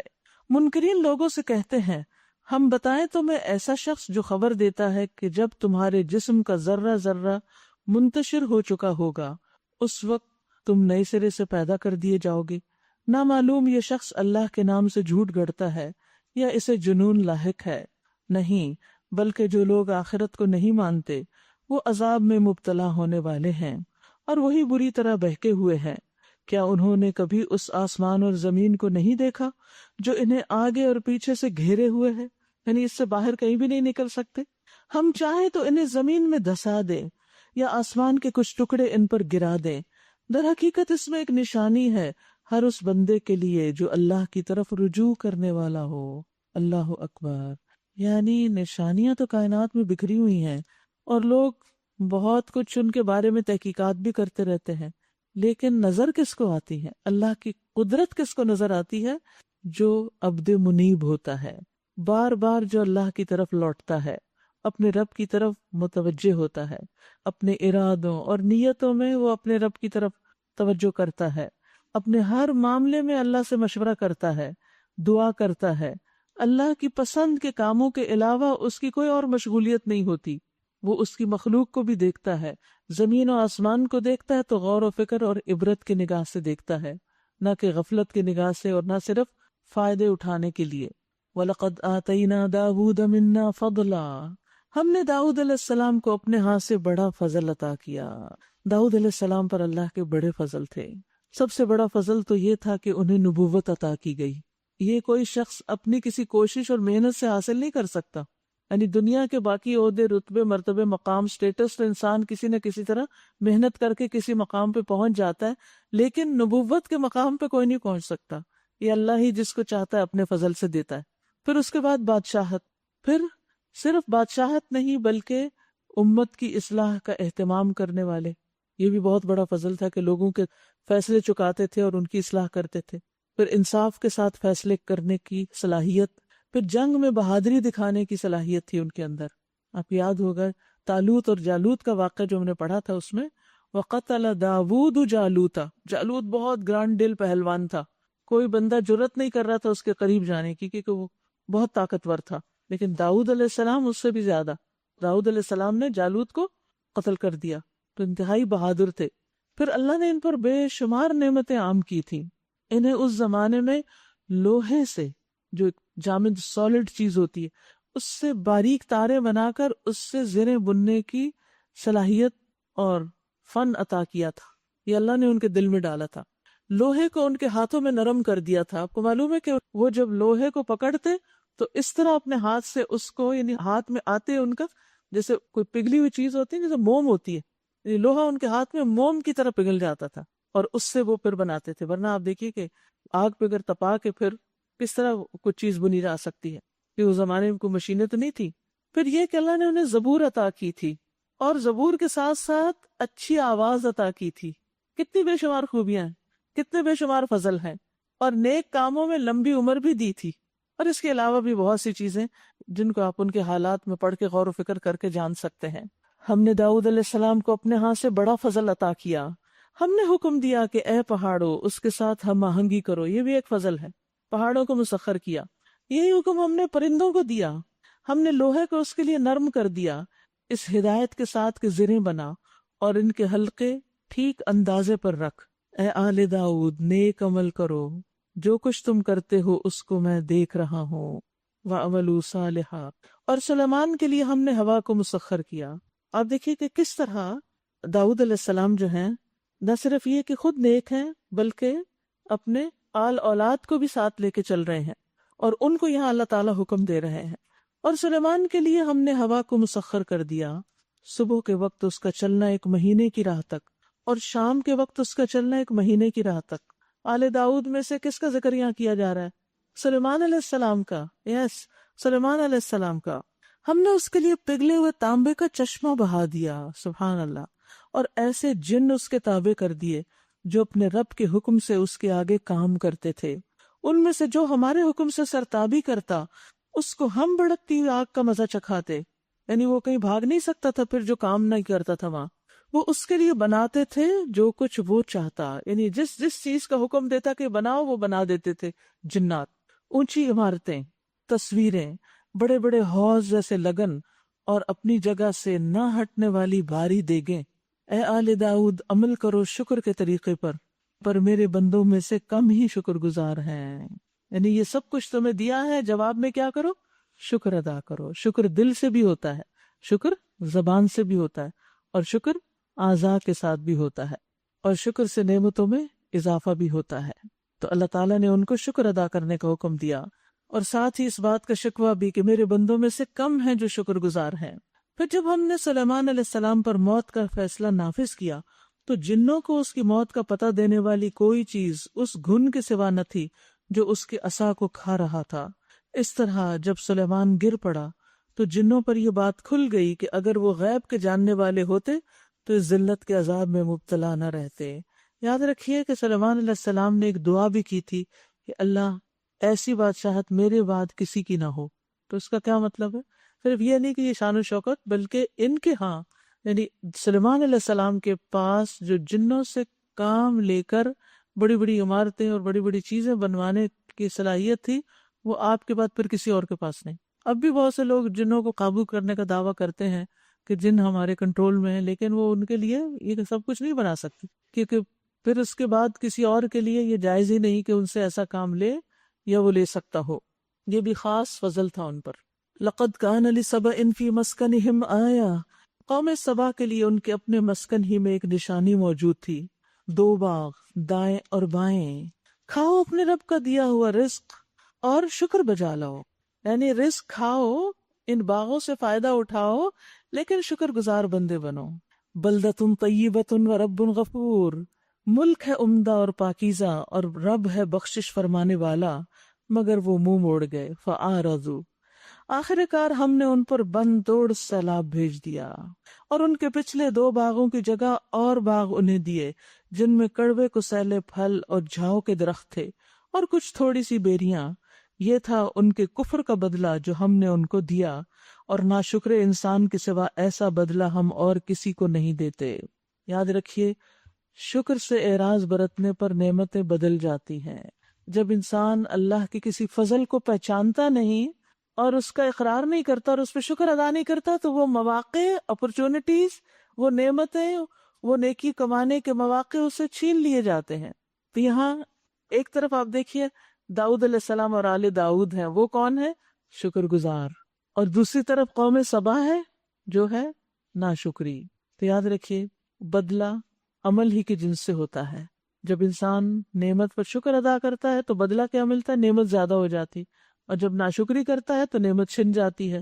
نعمتوں کے زوال کی ایک اہم وجہ ہے، ہم سب کو کان کھول کے سن لینی چاہیے اور سمجھ جانی چاہیے، وہ وجہ ہمیں معلوم ہونی چاہیے۔ ابن عمر نبی صلی اللہ علیہ وسلم سے روایت کرتے ہیں کہ بے شک اللہ اپنے بندوں کو فائدہ پہنچانے کے لیے کچھ لوگوں کو بطور خاص نعمتیں عطا کرتا ہے، کچھ لوگوں کو چن لیتا ہے اور ان کے ذریعے دوسروں کو فائدہ پہنچاتا ہے۔ یعنی مثلاً ان کو مال دے دیتا ہے اور وہ دوسروں میں بانٹتے ہیں، ان کو علم دے دیتا ہے وہ دوسروں میں بانٹتے ہیں، ان کو کوئی خاص ٹیلنٹ، صلاحیت، کوئی اسکل دے دیتا ہے جس سے وہ دوسروں کی خدمت کرتے ہیں، دوسروں کے کام آتے ہیں، دوسروں کے لیے زندگی آسان کرتے ہیں۔ اسی طرح باقی نعمتیں بھی بے شمار جو اللہ نے ہمیں دی، دوسروں کے مقابلے میں ایک شخص کو زیادہ دے دی جاتی ہیں تاکہ وہ دوسروں میں تقسیم کرے۔ ایک تقسیم کار ہے نا، اللہ کے کام کا ایک طریقہ ہے۔ وہ چاہتا تو ہر ایک کو برابر کا دے دیتا، اس کے لیے کچھ مشکل نہیں تھی، لیکن اس نے ہم میں سے ہر ایک کو دوسرے کے لیے ایک امتحان بھی بنایا، کسی کو دے کے کسی کو نہ دے کے۔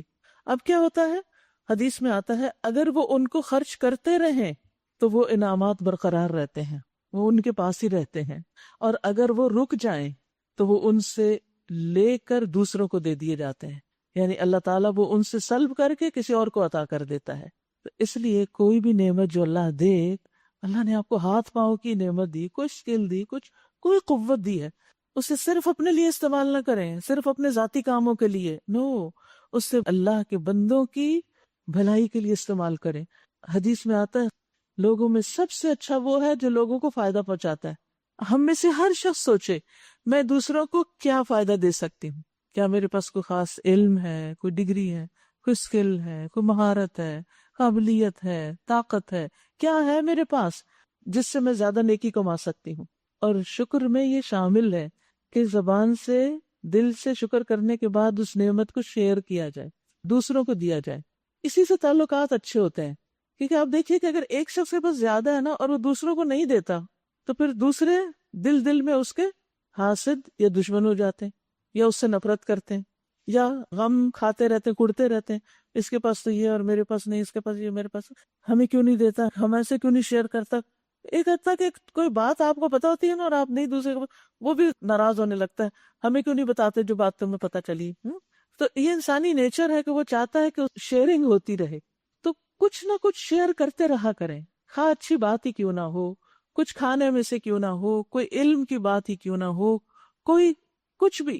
تو اس سے کیا ہوگا، آپ کی نعمتیں بڑھیں گی. اب مثلاً آپ دیکھیے، آپ کو بس جسمانی قوت ہے، آپ اسے خرچ کرتے ہیں، کام کرتے ہیں، تو کیا ہوگا، آپ کے مسل اسٹرانگ ہوں گے، قوت اور بڑھے گی، صحت اچھی ہوگی. اور اگر نہیں کریں گے تو کیا ہوگا، زنگ لگ جائے گا. صرف مشینوں کو زنگ نہیں لگتا، جسم کو بھی لگتا ہے، بیکار ہو جائیں گے. اسی لیے آپ دیکھیں گے جو پہلے بزرگ ہوتے تھے نا، وہ اپنے کام خود کرتے رہتے تھے کہ ہمیں چلتے پھرتے رہنے دو، یہی ہم پر احسان ہے. کیونکہ جتنا آپ ان چیزوں کو استعمال کرتے ہیں اتنی ان میں وہ زیادہ استعمال کے قابل ہو جاتی ہیں، دیر تک رہتی ہیں. تو نعمتوں کو برقرار رکھنے کا یہ طریقہ ہے. ہم میں سے ہر شخص سوچے وہ اپنی نعمتوں کو کیسے قائم رکھ سکتا ہے. اور ناشکر انسان کے سوا ایسا بدلہ ہم اور کسی کو نہیں دیتے. اور ہم نے ان کے اور ان بستیوں کے درمیان جن کو ہم نے برکت عطا کی تھی نمایاں بستیاں بسا دی تھی، اور ان میں سفر کی مسافتیں ایک اندازے پر رکھی تھیں. چلو پھرو ان راستوں میں رات دن پورے امن کے ساتھ.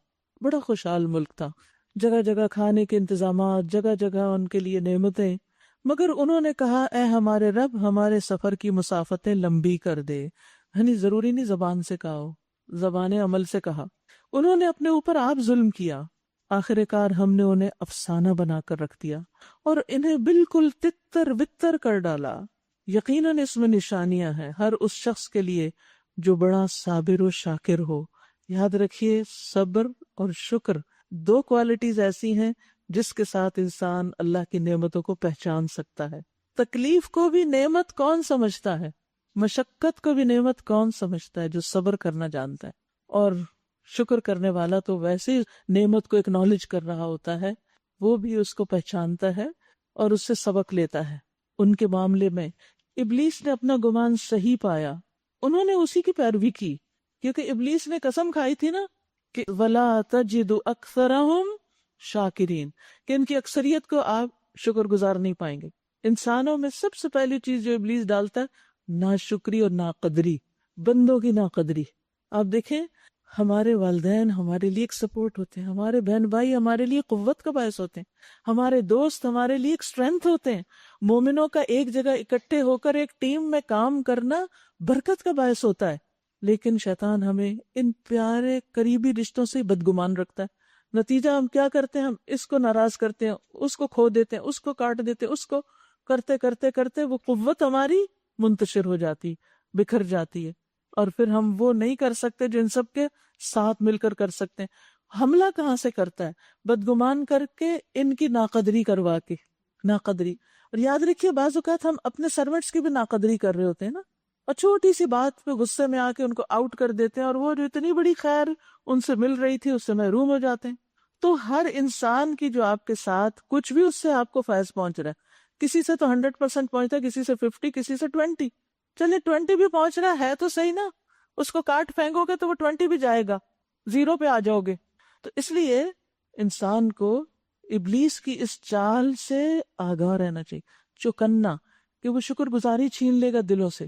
اور یہی قوم سبا کے اندر ہوا، اور انہوں نے اس کی پیروی کی سوائے ایک تھوڑے سے گروہ کے جو مومن تھا. یعنی ابلیس نے جو کہا تھا نا، ضرور بہکاؤں گا، ضرور گمراہ کروں گا، اس نے دیکھا یہاں قوم سبا پہ یہ وار چل سکتا ہے، اس نے ان کو بہکایا اور وہ آگے شیطان کے دھوکے میں. حسن بصری کہتے ہیں کہ شیطان نے نہ تو ان پہ تلوار لہرائی نہ لاٹھی برسائی، صرف ان سے وعدہ کیا، ان کو آرزویں دلائی، اور وہ دھوکے میں پڑ گئے. شیطان کا طریقہ یہی ہے، وہ دل میں بات ڈالتا ہے اور انسان مان لے تو اس کا کام ہو جاتا ہے، اور جب انسان اس کا انکار کر دے تو پھر وہ پیچھے چلا جاتا ہے. ابلیس کو ان پر کوئی اقتدار حاصل نہیں تھا، مگر جو کچھ ہوا وہ اس لیے ہوا کہ ہم یہ دیکھنا چاہتے تھے کہ کون آخرت کا ماننے والا ہے اور کون اس کی طرف سے شک میں پڑا ہوا ہے. تیرا رب ہر چیز پر نگران ہے. اے نبی صلی اللہ علیہ وسلم، ان مشرکین سے کہیے کہ پکار دیکھو اپنے ان معبودوں کو جنہیں تم اللہ کے سوا اپنا معبود سمجھے بیٹھے۔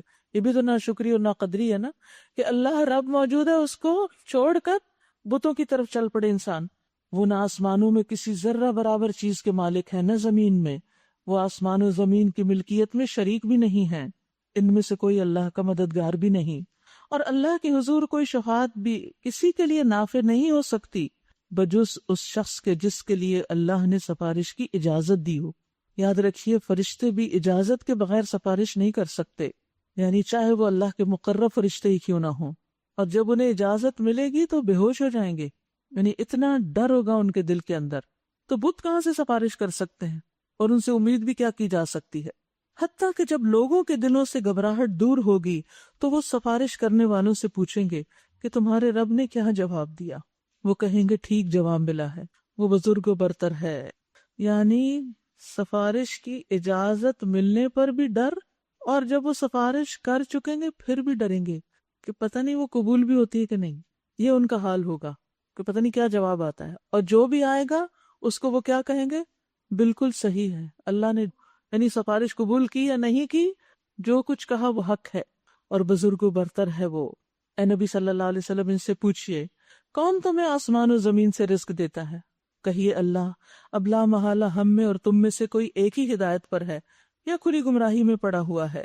ان سے کہیے جو قصور ہم نے کیا ہو اس کی کوئی باز پرس تم سے نہ ہوگی، اور جو کچھ تم کر رہے ہو اس کی کوئی جواب طلبی ہم سے نہیں کی جائے گی۔ کہو ہمارا رب ہمیں جمع کرے گا، پھر ہمارے درمیان ٹھیک ٹھیک فیصلہ کر دے گا۔ وہ ایسا زبردست حاکم ہے جو سب کچھ جانتا ہے۔ ان سے کہو مجھے ذرا دکھاؤ تو صحیح، وہ کون ہستیاں ہیں جنہیں تم نے اس کے ساتھ شریک لگا رکھا ہے؟ ہرگز نہیں، زبردست اور دانا تو بس وہ اللہ ہی ہے۔ وما ارسلناک الا کافۃ للناس بشیرا ونذیرا ولکن اکثر الناس لا یعلمون۔ اے نبی صلی اللہ علیہ وسلم، ہم نے آپ کو تمام انسانوں کے لیے بشیر و نذیر بنا کر بھیجا، مگر اکثر لوگ جانتے نہیں۔ یہ آیت مجھے رلا دیتی ہے کبھی۔ اللہ کے رسول کی رسالت قیامت تک کے لیے ہے، لیکن اکثر لوگوں کو پتہ ہی نہیں کہ وہ ہمارے رسول ہیں، وہ ہمارے لیے بھی آئے ہیں۔ یہ مسلمانوں کی ذمہ داری تھی نا کہ باقی لوگوں کو بتاتے کہ اللہ نے محمد صلی اللہ علیہ وسلم کو تمہارے لیے بھی رسول بنا کے بھیجا۔ تو میں کبھی سوچتی ہوں کہ وہ دور دراز افریقہ کے جنگلوں میں بسنے والے لوگ، یا ایون ترقی یافتہ ممالک میں بسنے والے لوگ، ان کو صحیح طور پر یہ علم ہی نہیں کہ محمد صلی اللہ علیہ وسلم ان کے بھی رسول ہیں، ان کے لیے بھی بھیجے گئے۔ ہم سمجھتے ہیں بس وہ صرف ہمارے ہیں، نہیں، وہ سب کے ہیں، کافۃ للناس بشیرا و نذیرا۔ لہٰذا آپ کی تعلیمات سب انسانوں تک پہنچنی چاہیے، سب کا حق ہے۔ حدیث میں بھی آتا ہے، رسول اللہ صلی اللہ علیہ وسلم نے فرمایا پہلے انبیاء خاص اپنی قوموں کی ہدایت کے لیے بھیجے جاتے تھے، لیکن مجھے دنیا کے تمام انسانوں کی ہدایت کے لیے بھیجا گیا ہے، اور اگر آپ سب انسانوں کی ہدایت کے لیے تو آپ کے بعد کسی رسول نبی کے آنے کی پھر ضرورت ہے نہیں، بس اب آپ کا پیغام ہی آگے پہنچانا ضروری ہے۔ یہ لوگ آپ سے کہتے ہیں وہ قیامت کا وعدہ کب پورا ہوگا اگر تم سچے ہو؟ کہو تمہارے لیے ایک ایسے دن کی میعاد مقرر ہے جس کے آنے میں نہ ایک گھڑی بھر کی تاخیر تم کر سکتے ہو اور نہ ایک گھڑی بھر پہلے ہی اسے لا سکتے ہو۔ وقال الذین کفروا لن نؤمن بهذا القرآن ولا بالذی بین یدیہ۔ یہ کافر کہتے ہیں ہم ہرگز اس قرآن کو نہ مانیں گے اور نہ اس سے پہلے آئی ہوئی کسی کتاب کو تسلیم کریں گے۔ کاش تم دیکھو ان کا حال اس وقت جب یہ ظالم اپنے رب کے حضور کھڑے ہوں گے، اس وقت ایک دوسرے پر الزام دھریں گے۔ جو لوگ دنیا میں دبا کے رکھے گئے تھے وہ بڑے بننے والوں سے کہیں گے اگر تم نہ ہوتے تو ہم مومن ہوتے، تم نے ہمیں ایمان نہ لانے دیا۔ وہ بڑے بننے والے ان دبے ہوئے لوگوں کو جواب دیں گے کیا ہم نے تمہیں اس ہدایت سے روکا تھا جو تمہارے پاس آئی تھی؟ نہیں، بلکہ تم خود مجرم تھے۔ یعنی کوئی انسان کسی کی گمراہی کی ذمہ داری نہیں قبول کرے گا۔ وہ دبے ہوئے لوگ ان بڑے بننے والوں سے کہیں گے نہیں، بلکہ شب و روز کی مکاری تھی جب تم ہم سے کہتے تھے کہ ہم اللہ سے کفر کریں اور دوسروں کو اس کا ہمسر ٹھہرائیں۔ آخرکار جب یہ لوگ عذاب دیکھیں گے تو اپنے دلوں میں پچھتائیں گے اور ہم ان منکرین کے گلوں میں توق ڈال دیں گے۔ کیا لوگوں کو اس کے سوا کوئی اور بدلہ دیا جا سکتا ہے کہ جیسے اعمال ان کے تھے ویسی ہی وہ جزا پائیں؟ یعنی جزا اعمال کے مطابق ہوگی۔ کبھی ایسا نہیں ہوا کہ ہم نے کسی بستی میں ایک خبردار کرنے والا بھیجا ہو اور اس بستی کے کھاتے پیتے لوگوں نے یہ نہ کہا ہو کہ جو پیغام تم لے کر آئے ہو اس کو ہم نہیں مانتے. یعنی جن کو دنیا زیادہ مل جاتی ہے پھر ان کے لیے حق قبول کرنا زیادہ ہی مشکل ہو جاتا ہے. انہوں نے ہمیشہ یہی کہا کہ ہم تم سے زیادہ مال اور اولاد رکھتے ہیں. یعنی تکبر حق سے روک دیتا ہے نا. تو انہیں مال اور اولاد کا تکبر تھا. اور ہم ہرگز سزا پانے والے نہیں ہیں. اے نبی صلی اللہ علیہ وسلم ان سے کہیے میرا رب جسے چاہتا ہے کشادہ رزق دیتا ہے اور جسے چاہتا ہے نپا تلا رزق دیتا ہے. تو اللہ کی تقسیم ہے. اس بنا پر تم لوگوں کو حقیر کیوں سمجھ رہے ہو؟ مگر اکثر لوگ اس کی حقیقت نہیں جانتے. یہ تمہاری دولت اور تمہاری اولاد نہیں ہے جو تمہیں ہم سے قریب کرتی ہو. یعنی انسان اپنی دولت اور اولاد کے زیادہ ہونے کی وجہ سے اللہ کا مقرب نہیں بنتا، مگر ہاں جو ایمان لائے اور نیک عمل کرے تو پھر ان کا مال بھی اچھے کاموں میں خرچ ہوگا اور اس سے وہ بڑے درجے پائیں گے، اور ان کی اولاد اچھے کاموں میں لگے گی تو ان کے لیے صدقہ جاریہ بنے گی. یہی لوگ ہیں جن کے لیے ان کے عمل کی دوہری جزا ہے، دگنی. کیوں؟ کیونکہ انہوں نے مال اور اولاد کو اچھے کاموں میں لگایا اور وہ مرنے کے بعد ان کے لیے صدقہ جاریہ بن گئی. تو اپنے عمل کی بھی جزا اور پھر اولاد کے عمل کی اور مال کے خرچ کرنے کی بھی جزا بعد میں ملتی رہے گی، اور وہ بلند و بالا عمارتوں میں امن سے رہیں گے. رہے وہ لوگ جو ہماری آیات کو نیچا دکھانے کے لیے دوڑ دھوپ کرتے ہیں تو وہ عذاب میں مبتلا ہوں گے.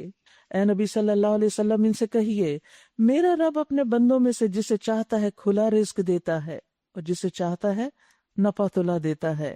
وَمَا أَنفَقْتُم مِّن شَيْءٍ فَهُوَ يُخْلِفُهُ وَهُوَ خَيْرُ الرَّازِقِينَ. جو کچھ تم خرچ کر دیتے ہو اس کی جگہ وہی تم کو اور دیتا ہے.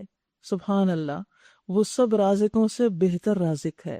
یاد رکھیے انسان جب بھی اللہ کی خاطر کچھ خرچ کرتا ہے تو اللہ سبحانہ و تعالیٰ اس کو اس کا عوض ضرور دیتا ہے.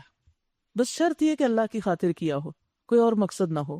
کبھی اتنا دے دیتا ہے جتنا اس نے خرچ کیا، یعنی اپنے مال میں سے کسی نے نکالا کچھ تو اللہ تعالیٰ اس کے مال میں اتنا اور اضافہ کر دیتا ہے. کبھی اس سے بھی زیادہ دیتا ہے، یعنی آپ نے 5 روپے خرچ کیا اللہ تعالیٰ 50 دیتا ہے آپ کو. اور کبھی اس کے عوض ثواب دیتا ہے اور آخرت کے لیے ذخیرہ کر لیتا ہے. بس بندے کا حوصلہ چھوٹا نا، اس کا انتظار نہیں کر سکتا. وہ کہتا قبولیت جب ہی ہوئی ہے جب ابھی کچھ ملے اس کے بدلے میں. تو کبھی اللہ دے دیتا اور کبھی نہیں بھی دیتا تاکہ بندے کے لیے آخرت میں زیادہ ہو. کبھی اس انفاق کی وجہ سے اس کی دعائیں قبول ہو جاتی، یعنی اللہ کے راستے میں مال دینا جو ہے وہ دعاؤں کی قبولیت کا ذریعہ بنتا ہے. کبھی اللہ تعالیٰ اس کے عوض اس کو صحت دے دیتا ہے. اسی لیے ہمارے یہاں رواج ہے نا، کوئی بیمار ہو جاتا ہے تو پھر وہ بکرا قربان کرتے ہیں، یہ جان کا صدقہ دیتے ہیں، کیونکہ عمل کی جنس سے بدلہ آتا ہے نا. مثلاً آپ کسی کو کھلاتے ہیں تو آپ کے رزق میں اضافہ ہو جاتا ہے. آپ کسی بیمار کا علاج کراتے ہیں تو آپ کی بیماری اللہ دور کر دیتا ہے یا آپ کو صحت مند ہی رکھتا ہے. اور کبھی کسی گھرانے میں خوشحالی دے دیتا ہے، ان کا کوئی اور کاروبار کا نیا راستہ نکل آتا ہے.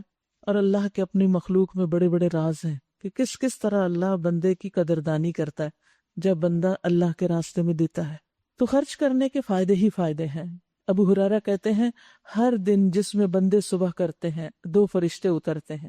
ان میں سے ایک کہتا ہے اے اللہ خرچ کرنے والے کو اس کا بدلہ دے. فرشتے دعائیں کرتے ہیں ہر روز. اور دوسرا کہتا ہے اللہ روکنے والے کے مال کو ضائع کر دے. بد دعا بھی کرتے ہیں کہ جو صرف اپنے لیے جمع کرتا رہتا ہے اور اس میں سے زکوٰۃ تک نہیں نکالتا، یعنی جو فریضہ ہے، تو پھر وہ مال کو برباد کرنے کا سبب ہوتی. اللہ سبحانہ وتعالیٰ ایسے مسائل پیدا کر دیتا ہے کہ پھر آپ کو وہی مال ان راستوں پہ خرچ کرنا پڑتا ہے. یاد رکھیے کہ انسان جب فرض بھی ادا کرتا ہے اس سے بھی مال بڑھتا ہے، یعنی نفلی صدقات سے تو بڑھتا ہی ہے، زکوٰۃ سے بھی بڑھتا ہے. جیسے قرآن مجید میں آتا ہے نا وَمَا آتَيْتُم مِّن زَكَاةٍ تُرِيدُونَ وَجْهَ اللَّهِ فَأُولَٰئِكَ هُمُ الْمُضْعِفُونَ.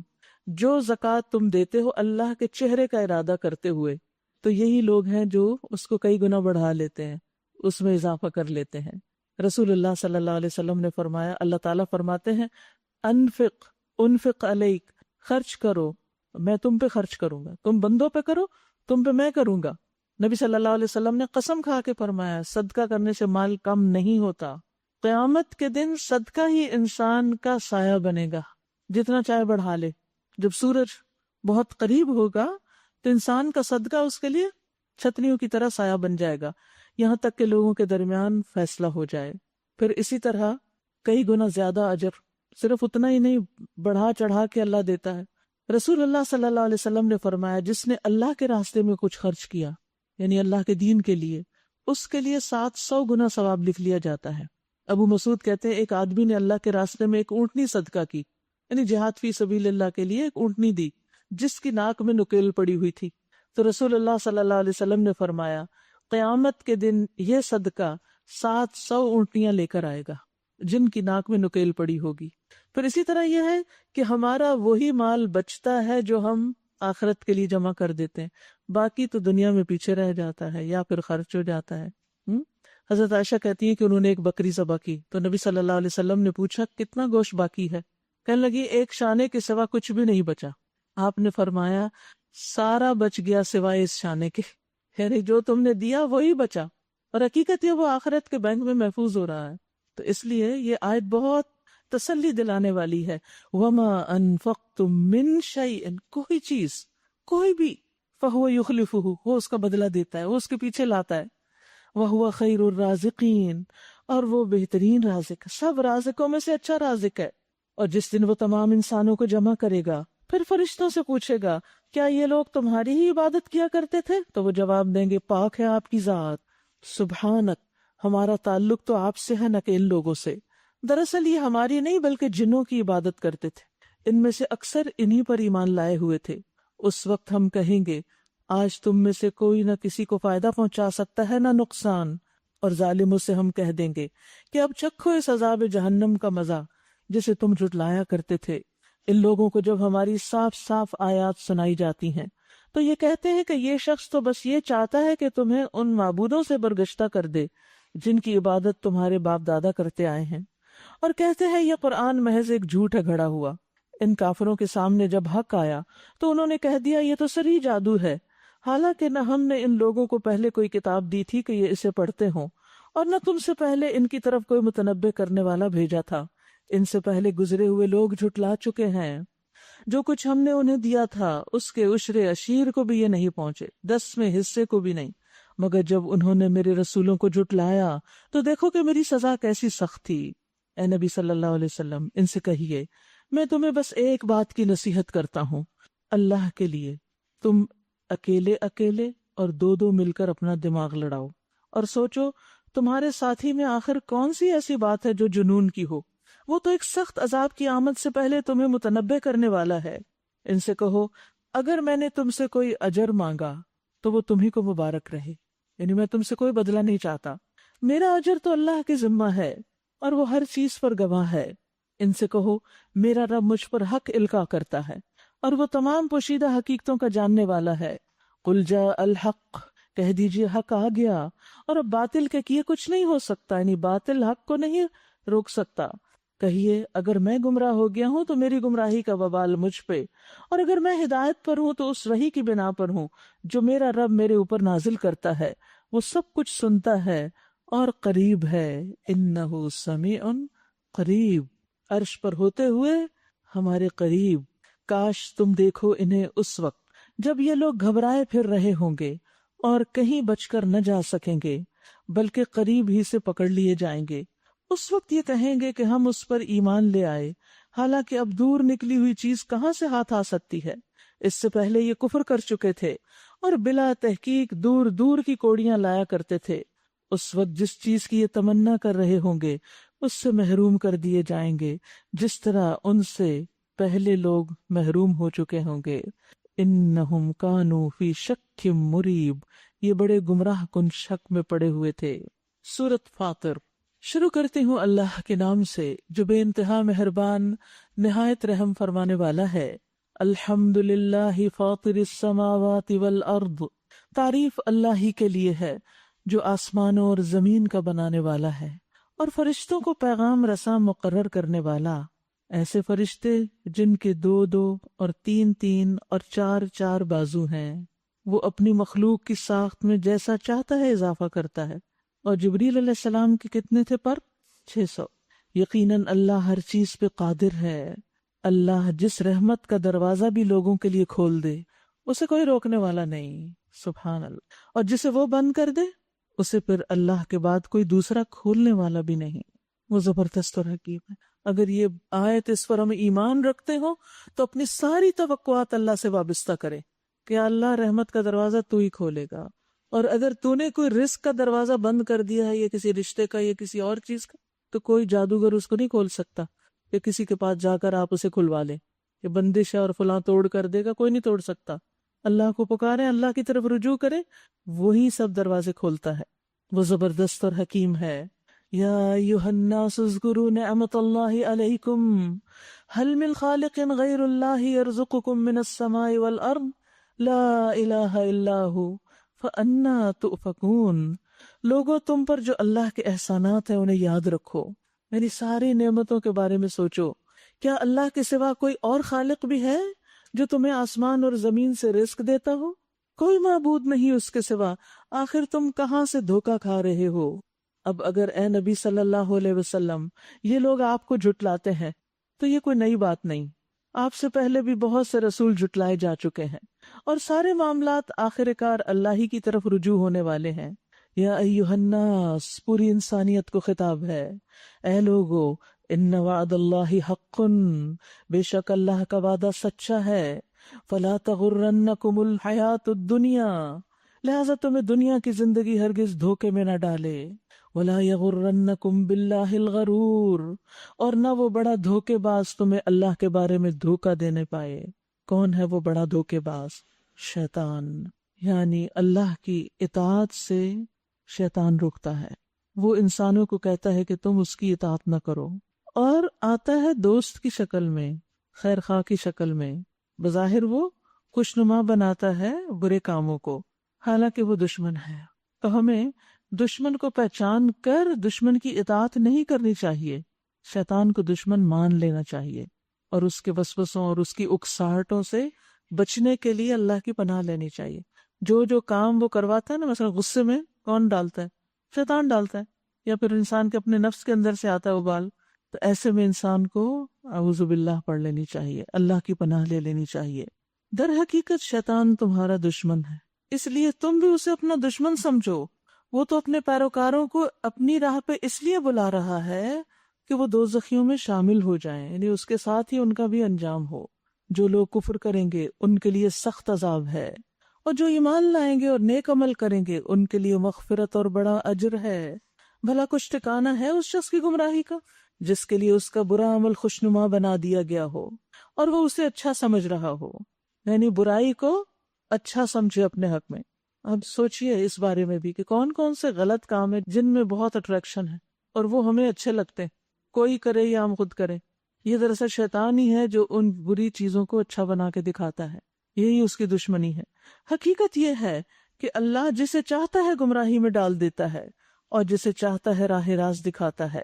بس اے نبی صلی اللہ علیہ وسلم، خواہ آپ کی جان ان لوگوں کی خاطر غم اور افسوس میں نہ گھلے، غم نہ کیجیے، بے شک اللہ جانتا ہے جو کچھ یہ کر رہے ہیں۔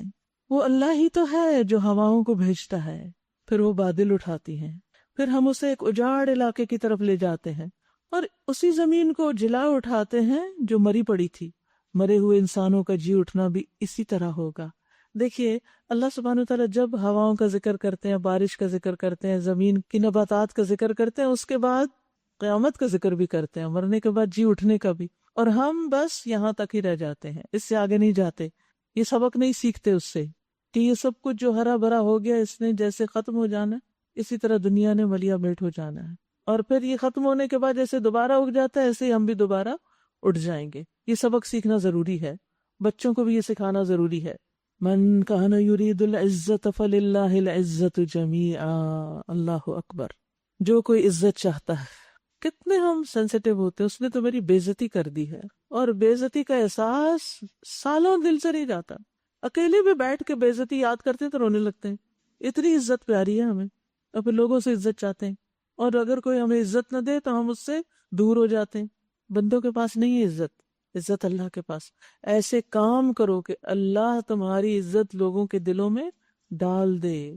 جو کوئی عزت چاہتا ہو اسے معلوم ہونا چاہیے کہ عزت ساری کی ساری اللہ کی ہے، اس کے ہاں کوئی چیز اوپر چڑھتی ہے تو وہ صرف پاکیزہ قول ہے اور عمل صالح اس کو اوپر چڑھاتا ہے۔ رہے وہ لوگ جو بےہودہ چال بازیاں کرتے ہیں، ان کے لیے سخت عذاب ہے اور ان کا مکر خود ہی غارت ہونے والا ہے۔ یاد رکھیے مومن کی عزت اللہ کے دین میں ہے، تقوی میں ہے۔ ان اکرمکم عند اللہ اتقاکم، اور عزت دینا اللہ کے ہاتھ میں ہے۔ اللہ اکبر۔ ابن شہاب کہتے ہیں کہ عمر بن خطاب بیت المقدس کی فتح کے موقع پر شام کی طرف روانہ ہوئے۔ یہ مسجد اقصی اور یہ بیت المقدس مسلمانوں کے ہاتھ آیا۔ وہ کہتے ہیں اور ہمارے ساتھ ابو عبیدہ بن جراح بھی تھے۔ وہ کیا دیکھتے ہیں کہ عمر رضی اللہ عنہ اونٹ پر سوار تھے، لیکن جب اس مقام پہ پہنچے تو اتر آئے، یعنی ایک خاص جگہ نیچے آ گئے اور اپنے موزے پاؤں سے اتار کر اپنے کندھے پہ رکھ دیے اور اونٹ کی لگام پکڑ کر دریائی گزرگاہ میں گھس پڑے، یعنی وہ کیچڑ وغیرہ میں۔ ابو عبیدہ نے کہا امیر المومنین آپ یہ کیا کر رہے ہیں؟ میں نہیں چاہتا کہ شہر والے لوگ آپ کو اس حال میں دیکھیں، آپ ان کے امیر ہیں، آپ کے ہاتھوں اللہ نے یہ سب فتح کرایا۔ عمر نے کہا تف ابو عبیدہ، اگر یہ بات کہنے والا تمہارے علاوہ کوئی اور ہوتا تو میں اس کو ایسی سزا دیتا کہ وہ محمد صلی اللہ علیہ وسلم کی امت کے لیے باعث عبرت بن جاتا۔ یاد رکھو ہم لوگ ذلیل تھے، اللہ نے ہمیں اسلام کی وجہ سے عزت دی ہے، اللہ نے جن باتوں کی بنا پر ہمیں عزت دی ہے، اگر ہم نے عزت حاصل کرنے کے لیے کوئی اور طریقہ اختیار کیا تو اللہ ہمیں ذلیل کر دے گا۔ تو مومن کی عزت اس کے دین میں ہے، اس کے تقوی میں ہے۔ آپ دیکھیے کہ بعض اوقات کوئی شخص آپ کے اوپر ناروا زیادتی بھی کر رہا ہوتا ہے نا، بے وجہ ہی آپ کو کوئی ڈانٹ ڈپٹ کر رہا ہے، کوئی بھی آپ نے اس کو کچھ نہیں کہا، وہ خواہ پہ چڑھائی کر رہا ہے۔ اب دو طریقے ہوتے ہیں، ایک تھے کہ جواباً آپ بھی توپیں کھول دیں، دہانے کھول دیں، ان کے مقابلہ کریں، اور ہو سکتا ہے غصے میں آ کے آپ اس سے بھی آگے بڑھ جائیں، اور جب تک بڑھے نا چین بھی تب نہیں آتا۔ اور ایک یہ ہے کہ آپ باوقار خاموشی اختیار کریں، اذا خاطبہم الجاہلون، کیونکہ وہ جو سامنے والا شخص ہے اس وقت جاہل ہے، چاہے وہ کتنا ہی پڑھا لکھا ہے، اس وقت اس کا بھی دماغ خراب ہوا ہے، قالوا السلامہ، تو وہ سلامتی کی بات کرتے۔ اب آپ دیکھیے تیسرا شخص جو دیکھ رہا ہے وہ کس کی عزت کرے گا، یہ بتائیے، جو احسن طریقے سے اس بات کا جواب دے رہا ہے۔ لیکن شیطان ہمیں اس وقت یہ بلوا دیتا ہے اور کہتا ہے دیکھو اس نے تمہارے ساتھ کیا کیا، بند کرو اس کا منہ، حالانکہ پھر بعض اوقات انسان مظلوم سے ظالم کی صف میں شمار ہو جاتا ہے۔ پھر اسی طرح آپ دیکھیے کہ بعض اوقات لوگ عزت حاصل کرنے کے لیے ایسے کام کرتے ہیں، مثلا نیکی کے کام کر کے بھی نا اس سے بھی شہرت چاہتے ہیں کہ ان کی خوب شہرت ہو، اس کے اشتہار لگاتے رہتے ہیں۔ رسول اللہ صلی اللہ علیہ وسلم نے فرمایا جو شخص اپنے عمل کے ذریعے لوگوں میں شہرت حاصل کرنا چاہتا ہے کہ میری مشہوری ہو جائے کہ میں کتنا نیک ہوں، تو اللہ اس کی شہرت قیامت کے دن اپنی ساری مخلوق کو سنوائے گا اور پھر اسے ذلیل و حقیر کرے گا۔ یہ ہے وہ بندہ یہ جو ظاہری نیکیوں سے دراصل اپنے آپ کو اونچا کرنا چاہتا تھا۔ ایک بات اگر ہمیں سمجھ آ جائے نا کہ اگر ہم اللہ کے ساتھ سچے ہیں نا، خالص ہیں اور ہر کام اللہ کے لیے کر رہے ہیں، تو اللہ کی محبت حاصل ہوگی۔ جب اللہ کی محبت حاصل ہوگی وہ محبت سب کے اندر آ جائے گی۔ اللہ کے لیے کام کرنا، اللہ کو عزت دینا ہے نا، اللہ کو مقام دینا ہے، اللہ تجھے ہم سب سے بڑا سمجھتے ہیں، تو کیسے ہو سکتا ہے کہ پھر اس پر وہ ہمیں ذلیل کر دے؟ نہیں ہو سکتا۔ لیکن جب ہم اللہ کو بھول کر بندوں کی خاطر کام کرنے لگتے ہیں کہ ان کی نظر میں ہم بڑے بن جائیں، تو یہ پھر اللہ کی قدر میں کمی ہے نا۔ اللہ زیادہ حقدار تھا کہ ہم کوئی بھی نیک کام، نماز، روزہ، صدقہ، خیرات اللہ ہی کی خاطر کریں، اس کا ذکر نہ کرے بندے اور اللہ کا معاملہ، اور اس کے بدلے میں عرش کا سایہ نصیب ہوگا قیامت کے دن۔ اور اگر کبھی کسی وقت دکھا کے بھی دینا پڑتا ہے نا، کبھی ایسا بھی ہوتا ہے موقع کہ آپ نہیں چھپا سکتے اور دکھانا بھی چاہیے اس میں، تو شہرت کے لیے نہ ہو، وہ صرف اس لیے ہو کہ دوسرے بھی موٹیویٹ ہوں، دوسروں کو بھی یاد آ جائے کہ انہوں نے بھی صدقہ دینا ہے۔ کیونکہ بعض اوقات ایک شخص نکال کے کچھ ڈالنے لگتا ہے نا، تو جو دیکھ رہا ہوتا ہے اس کو کیا ہوتا ہے، کہتا اللہ یہ کر رہا ہے میں نہ کروں، میں بھی کرتا ہوں۔ تو اب اس کو تو پتہ ہی نہیں، یہ تو اپنے دھیان سے کر رہا ہے، وہ اس کو دیکھ رہا ہے، وہ بھی نکالنا شروع ہو جاتا ہے۔ اب اس پہلے شخص کو اس کے صدقے کا بھی ثواب، اور جس نے دیکھ کر کیا اس کا بھی ثواب۔ اسی طرح نماز ہے، اسی طرح روزے۔ اگر آپ کو پتہ چلے آپ کی کوئی ساتھی ہر مہینے کے روزے رکھتی ہیں 3، پتہ چل گیا، اس کی نیت نہیں تھی کوئی اپنی نیکی اور پاک دامنی ظاہر کرنے کی، لیکن بس کسی وجہ سے پتہ چل گیا، تو آپ کے دل میں کیا آئے گا؟ اللہ میں بھی رکھوں۔ آپ نیت کر لیں گے، رکھ پائے کہ نہ رکھ پائے اس کا بھی اجر ہے۔ اب یہ اجر آپ کو بھی ملے گا اور اس کو بھی ملے گا جو ذریعہ بنا۔ تو اس لیے بعض نیک اعمال کو ظاہر کرنا بھی ضرورت ہے تاکہ نیکی پھیلے، لیکن وہ اس لیے نہیں کہ ہم مشہور ہوں، وہ اس لیے کہ نیکی مشہور ہو۔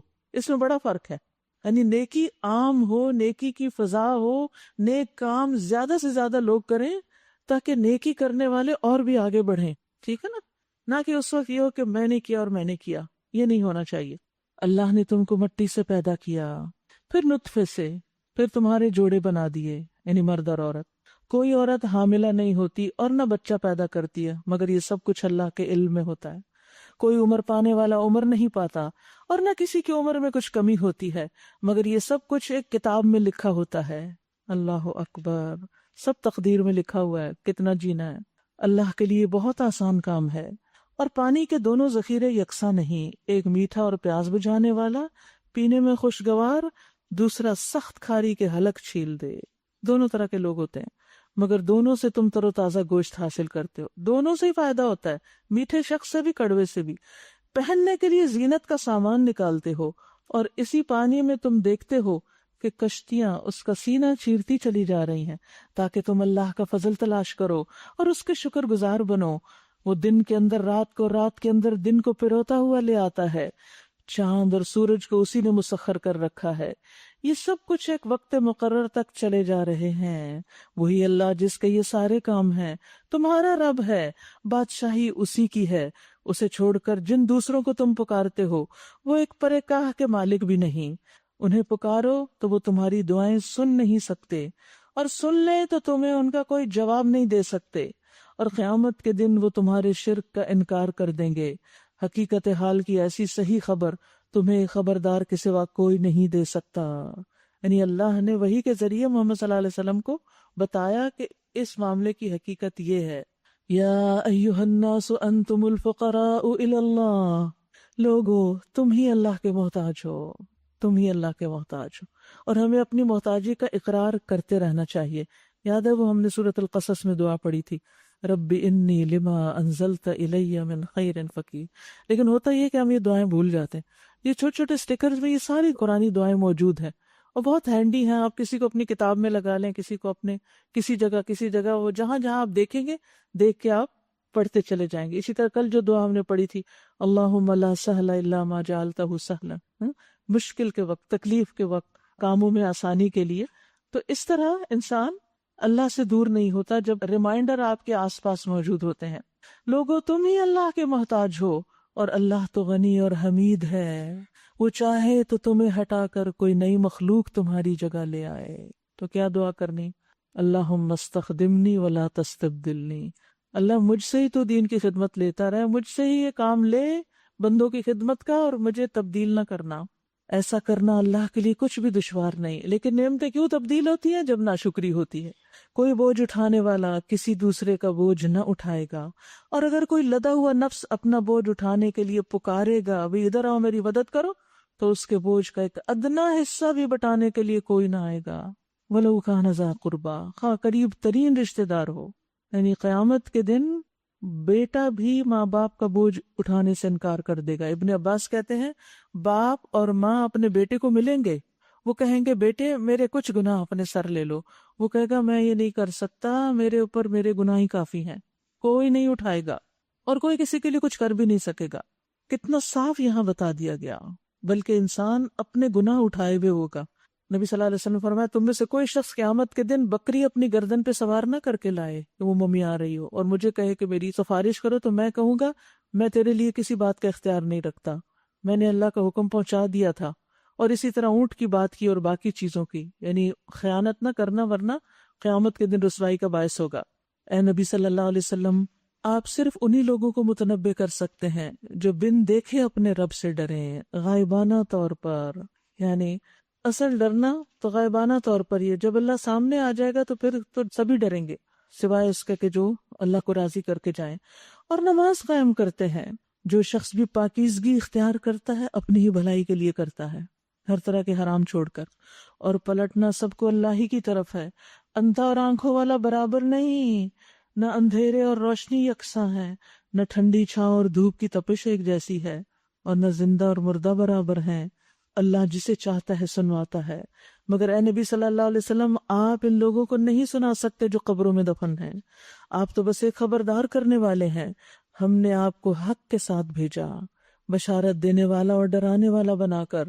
اور کوئی امت ایسی نہیں گزری جس میں کوئی ڈرانے والا نہ آیا ہو.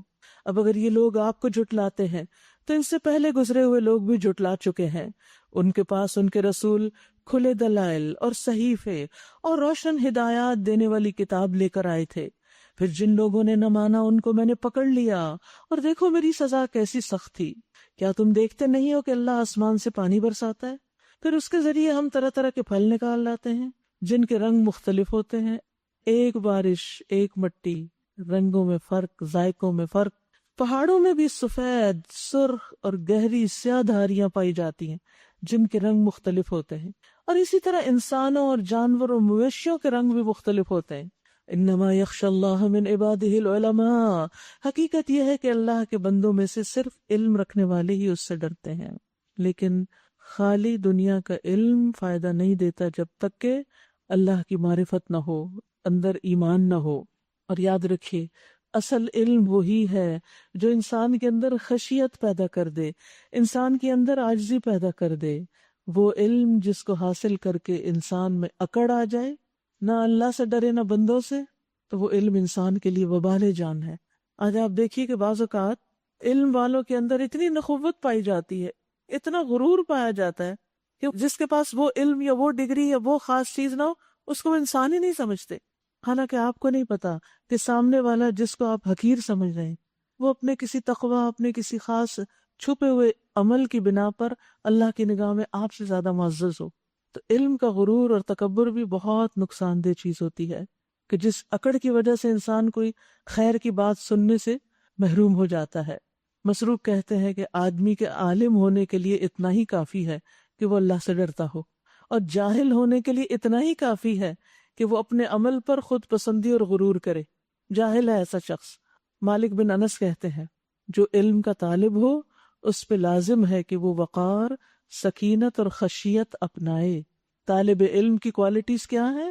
وقار، سکینت، خشیت، یعنی اس کے اندر ایک احترام ہو، اپنا بھی دوسروں کا بھی، سکون ہو، کام ہو، اور خشیت، اللہ کا ڈر ہو، کیونکہ یہ علم کا نتیجہ ہے۔ انما یخشی اللہ من عبادہ العلماء ان اللہ عزیز غفور، بے شک اللہ زبردست اور درگزر فرمانے والا ہے۔ ان الذین یتلون کتاب اللہ واقاموا الصلاة وانفقوا مما رزقناہم سرا وعلانیۃ یرجون تجارۃ لن تبور، جو لوگ اللہ کی کتاب کی تلاوت کرتے ہیں، یعنی قرآن کا پڑھنا، آج کل خاص طور پر رمضان میں اور بھی زیادہ، یہ انسان کے لیے سفارش کا باعث ہوگا۔ انسان کو عزت کا تاج اور لباس پہنایا جائے گا قیامت کے دن، اور قرآن انسان کے غموں کو دور کرنے کا ذریعہ ہے۔ تو جب دل میں ہم اور غم ہو، قرآن کی تلاوت کثرت سے کرنا شروع کر دیں، غم دور ہو جائیں گے، دنیا کے بھی اور آخرت میں بھی۔ اور نماز قائم کرتے ہیں، اور جو کچھ ہم نے انہیں رزق دیا اس میں سے کھلے اور چھپے خرچ کرتے ہیں، یقیناً وہ ایک ایسی تجارت کے متوقع ہیں جس میں ہرگز خسارہ نہ ہوگا۔ اس تجارت میں انہوں نے سب کچھ اس لیے کھپایا تاکہ اللہ ان کے اجر پورے کے پورے ان کو دے اور مزید اپنے فضل سے نوازے۔ بے شک اللہ بخشنے والا اور قدردان ہے۔ جو کتاب ہم نے تمہاری طرف وحی کے ذریعے بھیجی ہے وہی حق ہے، تصدیق کرتی ہوئی آئی ہے ان کتابوں کی جو اس سے پہلے آئی تھیں۔ بے شک اللہ اپنے بندوں کے حال سے باخبر ہے اور ہر چیز پر نگاہ رکھنے والا ہے۔ پھر ہم نے اس کتاب کا وارث بنا دیا ان لوگوں کو جنہیں ہم نے اپنے بندوں میں سے چن لیا، یعنی اس کتاب کے پڑھنے پڑھانے والے اللہ کے چنے ہوئے بندے، اور خاص طور پر امت محمد ہے جس کو اللہ نے یہ کتاب دی۔ اب کوئی تو ان میں سے اپنے نفس پر ظلم کرنے والا ہے کہ اس نعمت کی قدر ہی نہیں کرتا، اس سے کوئی تعلق ہی نہیں، اور کوئی بیچ کی راہ ہے، کبھی پڑھ لیا کبھی نہیں، بس رمضان میں سن لیا اور اس کے بعد غائب، اور کوئی اللہ کے اذن سے نیکیوں میں سبقت کرنے والا ہے، اس کا قرآن کا سفر شروع ہوتا ہے تو پھر مرتے دم تک ختم ہی نہیں ہوتا، اس کا علم بھی اور اس پر عمل بھی اور اس کی خدمت بھی۔ یہی بہت بڑا فضل ہے، یہ بہت بڑا فضل ہے کہ اللہ کسی کو اس کام کے لیے چن لے، اس کی توفیق عطا کر دے۔ ہمیشہ رہنے والی جنتیں ہیں جن میں یہ لوگ داخل ہوں گے، وہاں انہیں سونے کے کنگنوں اور موتیوں سے آراستہ کیا جائے گا، وہاں ان کا لباس ریشم کا ہوگا، اور وہ کہیں گے شکر ہے اس اللہ کا جس نے ہم سے غم دور کر دیا، یعنی جہنم میں گرنے کا غم، موت کا غم، کیونکہ دنیا میں ہمارے یہی تو غم ہے، اللہ پتہ نہیں موت کیسے آئے گی، اللہ قبر کیسی ہوگی، اللہ آخرت میں کیا ہوگا؟ اللہ کہیں ہمارے گناہ زیادہ نہ ہو جائے، اللہ کہیں نیکیاں ضائع نہ ہو جائیں۔ مومن کے یہ غم ہوتے ہیں، اور جب مومن جنت میں پہنچ جائے گا تو اس کے یہ غم اس کا ساتھ چھوڑیں گے اور اس پر وہ شکر ادا کرے گا۔ یقیناً ہمارا رب معاف کرنے والا اور قدر فرمانے والا ہے، جس نے ہمیں اپنے فضل سے ابدی قیام کی جگہ ٹھہرا دیا۔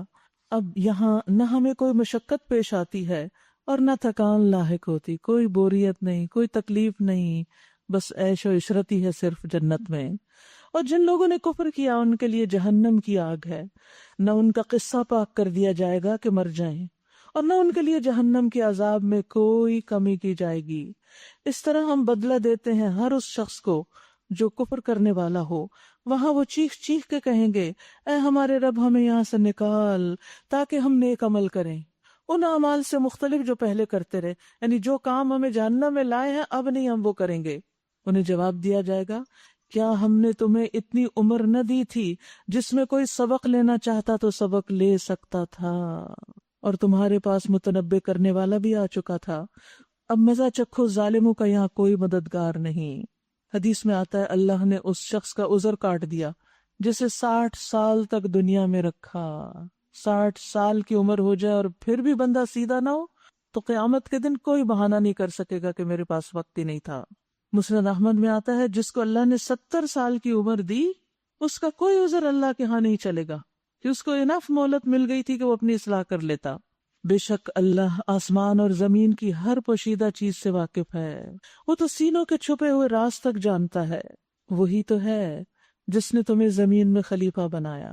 اب جو کوئی کفر کرتا ہے اس کے کفر کا وبال اسی پر ہے، اور کافروں کو ان کا کفر اس کے سوا کوئی ترقی نہیں دیتا کہ ان کے رب کا غضب ان پر زیادہ سے زیادہ بھڑکتا جاتا ہے۔ کافروں کے لیے خسارے میں اضافے کے سوا کوئی ترقی نہیں۔ اے نبی صلی اللہ علیہ وسلم ان سے کہیے، کبھی تم نے دیکھا بھی اپنے ان شریکوں کو جنہیں تم اللہ کو چھوڑ کر پکارا کرتے ہو؟ مجھے بتاؤ انہوں نے زمین میں کیا پیدا کیا یا آسمانوں میں ان کی کیا شراکت ہے؟ اگر یہ نہیں بتا سکتے تو ان سے پوچھو، کیا ہم نے انہیں کوئی تحریر لکھ کر دی ہے جس کی بنا پر یہ اپنے اس شرک کے لیے کوئی صاف سند رکھتے ہو؟ نہیں، بلکہ یہ ظالم ایک دوسرے کو محض فریب کے جھانسے دیے جا رہے ہیں۔ حقیقت یہ ہے کہ اللہ ہی ہے جو آسمانوں اور زمین کو ٹل جانے سے روکے ہوئے ہے، تھام لیا اس نے، اور اگر وہ ٹل جائیں تو اللہ کے بعد کوئی دوسرا انہیں تھامنے والا نہیں۔ بے شک اللہ بڑا حلیم اور درگزر فرمانے والا ہے۔ یہ لوگ پکی قسمیں کھا کر کہا کرتے تھے کہ اگر کوئی خبردار کرنے والا ان کے ہاں آ گیا، یعنی مکہ میں، تو یہ دنیا کی ہر دوسری قوم سے بڑھ کر سیدھے راستے پر ہوں گے۔ مگر جب خبردار کرنے والا ان کے پاس آ گیا تو اس کے آنے نے ان کے اندر حق سے فرار کے سوا کسی چیز میں اضافہ نہیں کیا۔ یہ زمین میں اور زیادہ تکبر کرنے لگے اور بری بری چالیں چلنے لگے، حالانکہ بری چالیں اپنے چلنے والوں کو ہی لے بیٹھتی ہیں۔ یاد رکھیے، سب سے بڑا فساد ایک دوسرے کے خلاف چالیں چلنا ہے۔ جب انسان ایک دوسرے کے خلاف چالیں چلے اور ایک دوسرے کو امن نہ دے تو وہ ایک دوسرے کے لیے اجنبی ہو جاتے ہیں، ان کے درمیان محبتیں نہیں رہتی، اور پھر وہ ایک دوسرے کو نقصان پہنچانے کے پیچھے ہی لگے رہتے ہیں، ایک دوسرے کی ٹانگ کھینچتے رہتے ہیں، لیگ پولنگ جسے کہتے ہیں، تاکہ ایک کی چال دوسرے کے خلاف کامیاب ہو جائے، اور اسی سے فساد ہوتا ہے، اور اللہ فساد کو پسند نہیں کرتا۔ یاد رکھیے کہ یہاں اللہ تعالیٰ نے واضح کر دیا کہ جو بری چال چلے گا خود اس میں پھنسے گا، یعنی کسی کا کیا نقصان کرے گا؟ اپنا ہی کرے گا۔ انما بغیکم علی انفسکم، تمہاری سرکشی تمہاری اپنی ہی جانوں پر ہے، اور جو عہد توڑتا ہے در حقیقت اپنی جان پر ہی وہ برا کرتا ہے، اپنے ساتھ ہی توڑتا ہے۔ رسول اللہ صلی اللہ علیہ وسلم نے فرمایا، مکر اور دھوکہ آگ میں ہے، مت دھوکہ دو دوسروں کو، مت چالے چلو کسی کے خلاف۔ فرمایا دھوکہ دینے والے کے لیے قیامت کے دن ایک جھنڈا ہوگا جس کے ذریعے وہ پہچانا جائے گا، یہ چال باز شخص۔ اب کیا یہ لوگ اس کا انتظار کر رہے ہیں کہ پچھلی قوموں کے ساتھ اللہ کا جو طریقہ رہا ہے وہی ان کے ساتھ بھی برتا جائے؟ یہی بات ہے تو تم اللہ کے طریقے میں ہرگز کوئی تبدیلی نہ پاؤ گے، اور تم کبھی نہ دیکھو گے کہ اللہ کی سنت کو اس کے مقرر راستے سے کوئی طاقت پھیر سکتی ہو۔ کیا یہ لوگ زمین میں کبھی چلے پھرے نہیں کہ ان کو ان لوگوں کا انجام نظر آتا جو ان سے پہلے گزر چکے ہیں اور ان سے بہت زیادہ طاقت والے تھے؟ اللہ کو کوئی چیز زمین میں عاجز نہیں کر سکتی، نہ آسمانوں میں اور نہ زمین میں۔ وہ سب کچھ جانتا ہے اور ہر چیز پر قدرت رکھتا ہے۔ اگر کہیں وہ لوگوں کو ان کے کیے کرتوتوں پر پکڑتا تو زمین پر کسی جاندار کو جیتا نہ چھوڑتا، مگر وہ انہیں ایک مقرر وقت تک کے لیے مہلت دے رہا ہے، پھر جب ان کا وقت آ پورا ہوگا تو اللہ اپنے بندوں کو دیکھ لے گا۔ سورۃ یاسین۔ بسم اللہ الرحمن الرحیم۔ یاسین والقرآن الحکیم۔ یاسین، قسم ہے قرآن حکیم کی، انک لمن المرسلین، آپ یقیناً رسولوں میں سے ہیں، سیدھے راستے پر۔ اللہ تعالیٰ اس قرآن کو گواہ بنا کے کہہ رہا ہے کہ محمد رسول اللہ کا راستہ سب سے سیدھا راستہ ہے، اور یہ قرآن غالب الرحیم ہستی کا نازل کردہ ہے تاکہ تم خبردار کرو ایک ایسی قوم کو جس کے باپ دادا خبردار نہ کیے گئے تھے، اس وجہ سے وہ غفلت میں پڑے ہوئے ہیں۔ ان میں سے اکثر لوگ فیصلے عذاب کے مستحق ہو چکے ہیں، اسی لیے وہ ایمان نہیں لاتے۔ ہم نے ان کی گردنوں میں طوق ڈال دیے ہیں جن سے وہ ٹھوڑیوں تک جکڑے گئے ہیں، اس لیے وہ سر اٹھائے کھڑے، یعنی جھکا کے نہیں دیتے۔ ہم نے ایک دیوار ان کے آگے کھڑی کر دی، ایک ان کے پیچھے، اور ہم نے انہیں ڈھانک دیا۔ اب حق کہاں سے نظر آئے گا؟ اندر کی بھی اکڑ اور ماحول کا بھی ایسا اثر کہ حق دیکھ ہی نہیں پاتے۔ انہیں اب کچھ نہیں سوچتا، ان کے لیے یکساں ہے، تم انہیں خبردار کرو یا نہ کرو یہ نہیں مانیں گے۔ انما تنذر من اتبع الذکر وخشی الرحمن بالغیب، تم تو اسی شخص کو خبردار کر سکتے ہو جو نصیحت کی پیروی کرے اور بن دیکھے رحمان سے ڈرے، یعنی رحمان کی صفت کے ساتھ ڈر بھی، یعنی جب اللہ کی رحمت کی امید ہو تو ساتھ ہی ڈر بھی دل میں ہونا چاہیے۔ مومن نیک اعمال کرتا ہے لیکن اس کے باوجود وہ ڈرا اور گھبرایا ہوا ہوتا ہے، جبکہ فاجر نافرمانیاں کر کے بھی بے خوف ہوتا ہے۔ مومن ہی ایمان اور خوف کو جمع کرتا ہے، جبکہ منافق بدعملی اور بے خوفی کو جمع کرتا ہے۔ یاد رکھیے اللہ کی رحمت اللہ کے ڈر سے ہی آتی ہے۔ یاد ہے وہ شخص جس نے اللہ کے ڈر سے اپنے بچوں کو کہا کہ میری تو بڑی شامت آئے گی، مر جاؤں تو مجھے جلا کے راکھ اڑا دینا میری۔ اللہ نے اس کو پکڑ کے جب کھڑا کیا، جمع کر کے اس کو، ایسا کیوں کہا اللہ تیرے ڈر کی وجہ سے، اللہ نے اس ڈر کی وجہ سے اس کو معاف کر دیا۔ 7 لوگ ایسے ہیں جو عرش کے سائے میں ہوں گے، ان میں سے ایک وہ شخص جسے کسی بلند مرتبہ خوبصورت عورت نے اپنی طرف بلایا، یعنی بدکاری کے لیے، تو اس نے جواب میں کہا میں اللہ سے ڈرتا ہوں۔ اس کا اتنا بڑا انعام اس کو قیامت کے دن ملے گا۔ تو جو اللہ سے ڈر کے برائیاں چھوڑ دیتا ہے وہی اللہ کی رحمت کے سائے میں ہوگا۔ اس سے مغفرت اور اجر عظیم کی بشارت دے دو۔ ہم یقیناً ایک روز مردوں کو زندہ کرنے والے ہیں، جو کچھ انہوں نے کام کیے وہ سب ہم لکھتے جا رہے ہیں، اور جو کچھ آثار انہوں نے اپنے پیچھے چھوڑے وہ بھی ہم لکھ رہے ہیں۔ ہر چیز کو ہم نے ایک کھلی کتاب میں درج کر رکھا ہے۔ یاد رکھیے ہمارا اعمال نامہ صرف وہ نہیں جو ہم کر رہے ہیں، ہم جو نمونہ چھوڑ رہے ہیں لوگوں کے لیے، جو مثال قائم کر رہے ہیں، جو تاثرات ہم قائم کرتے ہیں لوگوں پر، ہمارے اعمال، ہمارا اخلاق جو لوگوں کے اوپر اثر قائم کرتا ہے، اور اس کے بعد جو کچھ وہ کرتے ہیں وہ بھی ہمارے لیے لکھا جاتا ہے، اچھا ہو تو اچھا، برا ہو تو برا۔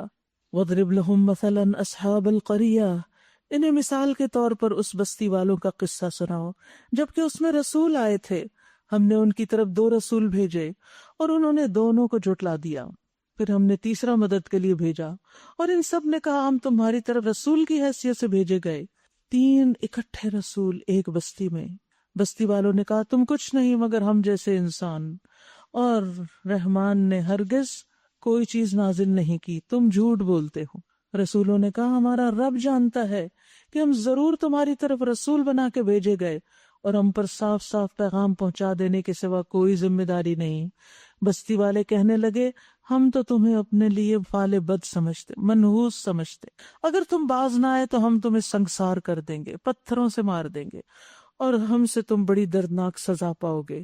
رسولوں نے جواب دیا تمہاری فعال بد نحوست تو تمہارے اپنے ساتھ لگی ہوئی ہے، کیا یہ باتیں تم اس لیے کرتے ہو کہ تمہیں نصیحت کی گئی؟ اصل بات یہ ہے کہ تم حد سے گزرے ہوئے لوگ ہو۔ اتنے میں شہر کے دور دراز گوشے سے ایک شخص دوڑتا ہوا آیا، بولا اے میری قوم کے لوگوں، رسولوں کی پیروی اختیار کر لو، پیروی کرو ان لوگوں کی جو تم سے کوئی اجر نہیں مانگتے اور ٹھیک راستے پر ہیں، ہدایت یافتہ ہیں۔ یاد رکھیے قریب کے لوگ نہیں مان رہے، اللہ نے دور سے ایک مددگار بھیجا اور وہ دوڑ کر آ رہا ہے۔ یاد رکھیے نیکی کے کام میں کیسے جانا چاہیے؟ دوڑ کے جانا چاہیے، اور اسی طرح لوگوں کو حق بات بتانے میں بھی۔ اور پھر رسولوں کی پہچان اس نے کیا بتائی کہ وہ تم سے کوئی اجر نہیں مانگتے۔ تو ایک مخلص نیک انسان کسی کے ساتھ احسان صرف اللہ کی خاطر کرتا ہے، لوگوں سے بدلہ نہیں چاہتا۔ یعنی پیغمبر تم سے ایمان لانے پر کوئی بدلہ نہیں چاہتے، کیونکہ ان کا سب سے بڑا احسان تم پر ہدایت دینا ہے، اور تمہارا ان پر کیا احسان ہے؟ ان کی بات مان لینا، اس ہدایت کو قبول کر لینا۔ جزاکم اللہ خیرا۔ سبحانک اللہم و بحمدک، اشہد ان لا الہ الا انت، استغفرک و اتوب الیک۔ السلام علیکم و رحمۃ اللہ وبرکاتہ۔